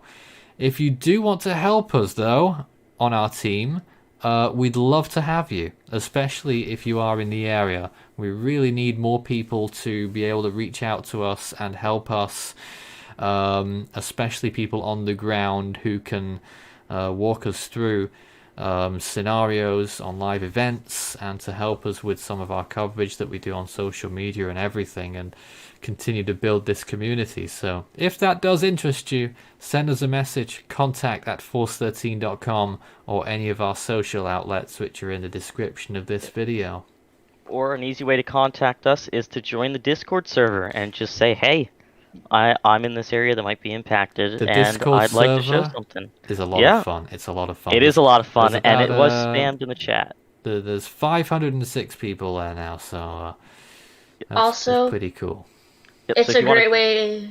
It's a great way to connect with the team and talk about live storm coverage, storms, just anything related to weather, or just off topic. Sure. All right. What is the wind speed? We had that one, didn't we? We'll let you know. I think David was the one that saw this. Can I take Force 13 broad on a day? Okay, great. How far back up in the chat are you? Quite far by now. Oh wow. Yes, probably Yeah. about 10 minutes. 10 minutes. Someone, less, okay, 5 alright, minutes. All right, so, someone was asking. No. We have some breaking in my news. own times. Breaking news. Go on. Go ahead. The ATCF run by the GTWC is downgraded the storm to 110 miles per hour, 966 millibars. Wow. Down to a category 2. That I am surprised about. I'm very surprised by that. They dropped the hammer on that thing. Yeah, well, Wow. the ATCF was done 46 minutes ago, and things have changed since then. So I'd have had 115. Even when it was looking awful, I'd have had 115. 110. That's amazing that they've gone down so much. That is amazing. JMA should also be updating momentarily. Who will? But Gosh. in Yeah, regards they to our should. intensities at that moment, we're still only 5 miles an hour apart. It's just a brief classification difference. Yeah. Someone is asking, could the interesting. storm still go north and make its first landfall in Luzon? That's the one I was just going to read out. Hey! Oh my gosh. Hey! Could this storm go north and make its first landfall in Luzon? No. It's No. It's really gonna unlikely. If it doesn't make landfall in Samar, it will make landfall in Catanduanes, which isn't technically Luzon. Yep. The next question is, Cloud Arthur will form on Saturday or Sunday? That's not the question I'm seeing. That's the next one that was tagged. Oh, okay. Well, I'm going on to this next question. Hating Hayden wants to ask if Luke is blushing right now. LMAO. What? I don't. Yeah, okay. Becoming the Luke show. No. Let's move I don't know on. what's going on. Blushing. Holy. Yeah, he's What the losing hell his is marbles. All right. Yeah, we're missing so much right now. Okay, let's just catch up to where we are right now. Will we ever have another Harvey this year? Let's really hope not. Let's hope not. We would not I want hope that. not, too. That'd be pretty yucky. Nelson is having another ding dong with Strat as well, and You can't time out the YouTube. You can't time out the YouTube channel that's streaming, Nelson. here's some more lots of questions that are coming in. Wow, we're gonna have to have a dedicated call center or something. McLaren V8 says, will we see monster storms from August to December? Well, it's happened before, and we usually get monster storms at some point between those times. They can actually happen at any time of the year, but they are most common in August, September, October, November, the odd one in December. What are the chances that the storm will hit Vietnam? Near nil, probably actually nil. It's not going to Vietnam. Will Vongfong still skirt up Luzon after a potential Samar landfall? Yes, it will. It will. It will continue northwest and then recurve out towards the north. Eventually, it just, well, it depends when. And we're all caught up at last. Finally. Oh. And I think we're even caught up on Facebook as well. So Unbelievable. For now. Yes. for now. For now. Unbelievable. I know. Okay. So now let's you can obviously Are see. we caught up on Twitter though? Let's not go Yes. there. Yeah, we are. We are. We're good. I mean, someone swore at us on Twitter, so I'm not sure what's going on there, but that's okay. Very interesting people out there on the internet.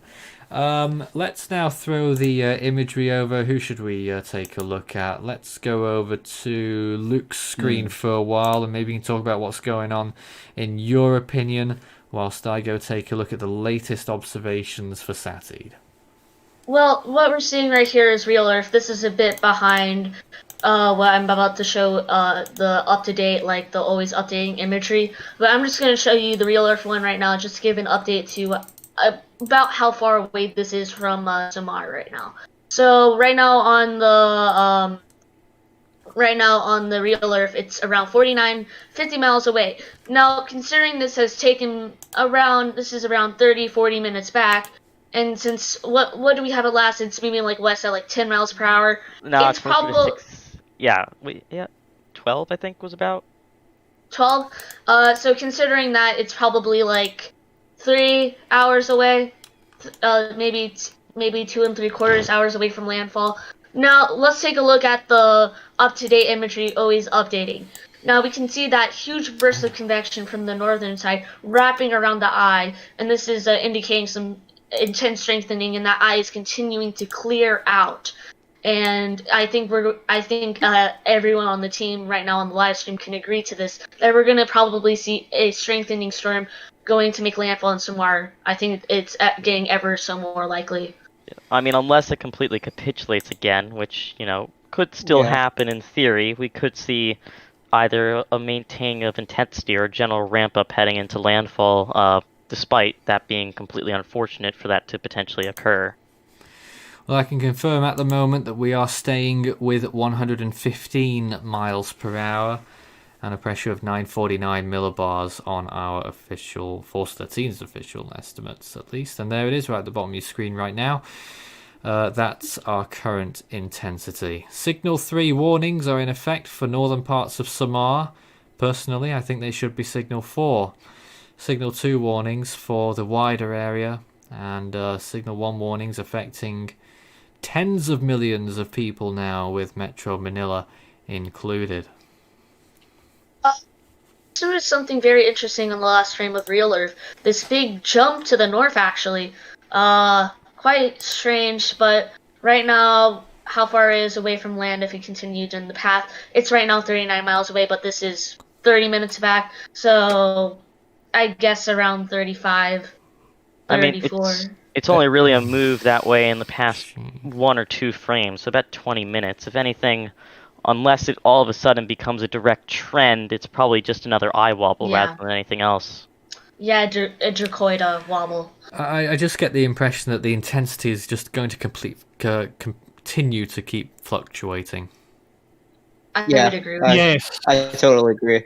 Yeah, once we really got towards this, first plateau, when the eye first tried to clear, we've kind of been in this ebb and flow phase of this storm, with a eye trying to clear out, then being completely obscured with a breakdown, and then trying to come out again and rinse and repeat for the past about 24 to 30 hours now. There's no reason to really expect that will change at the very last second into landfall.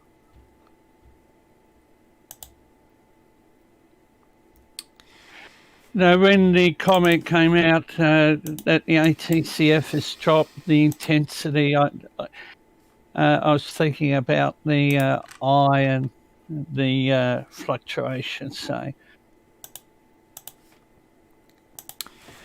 Indeed. Yep. We're about to finish our coverage shortly. We've been running for nearly 4 hours, but don't despair. Obviously, we are watching this storm extremely closely.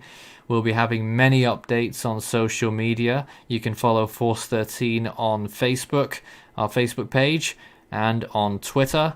And you can keep in touch with people through there or on our Discord server, as we've mentioned. All the links you need underneath our in our description section whilst we're not on the air. There will also be regular video updates on our YouTube channel.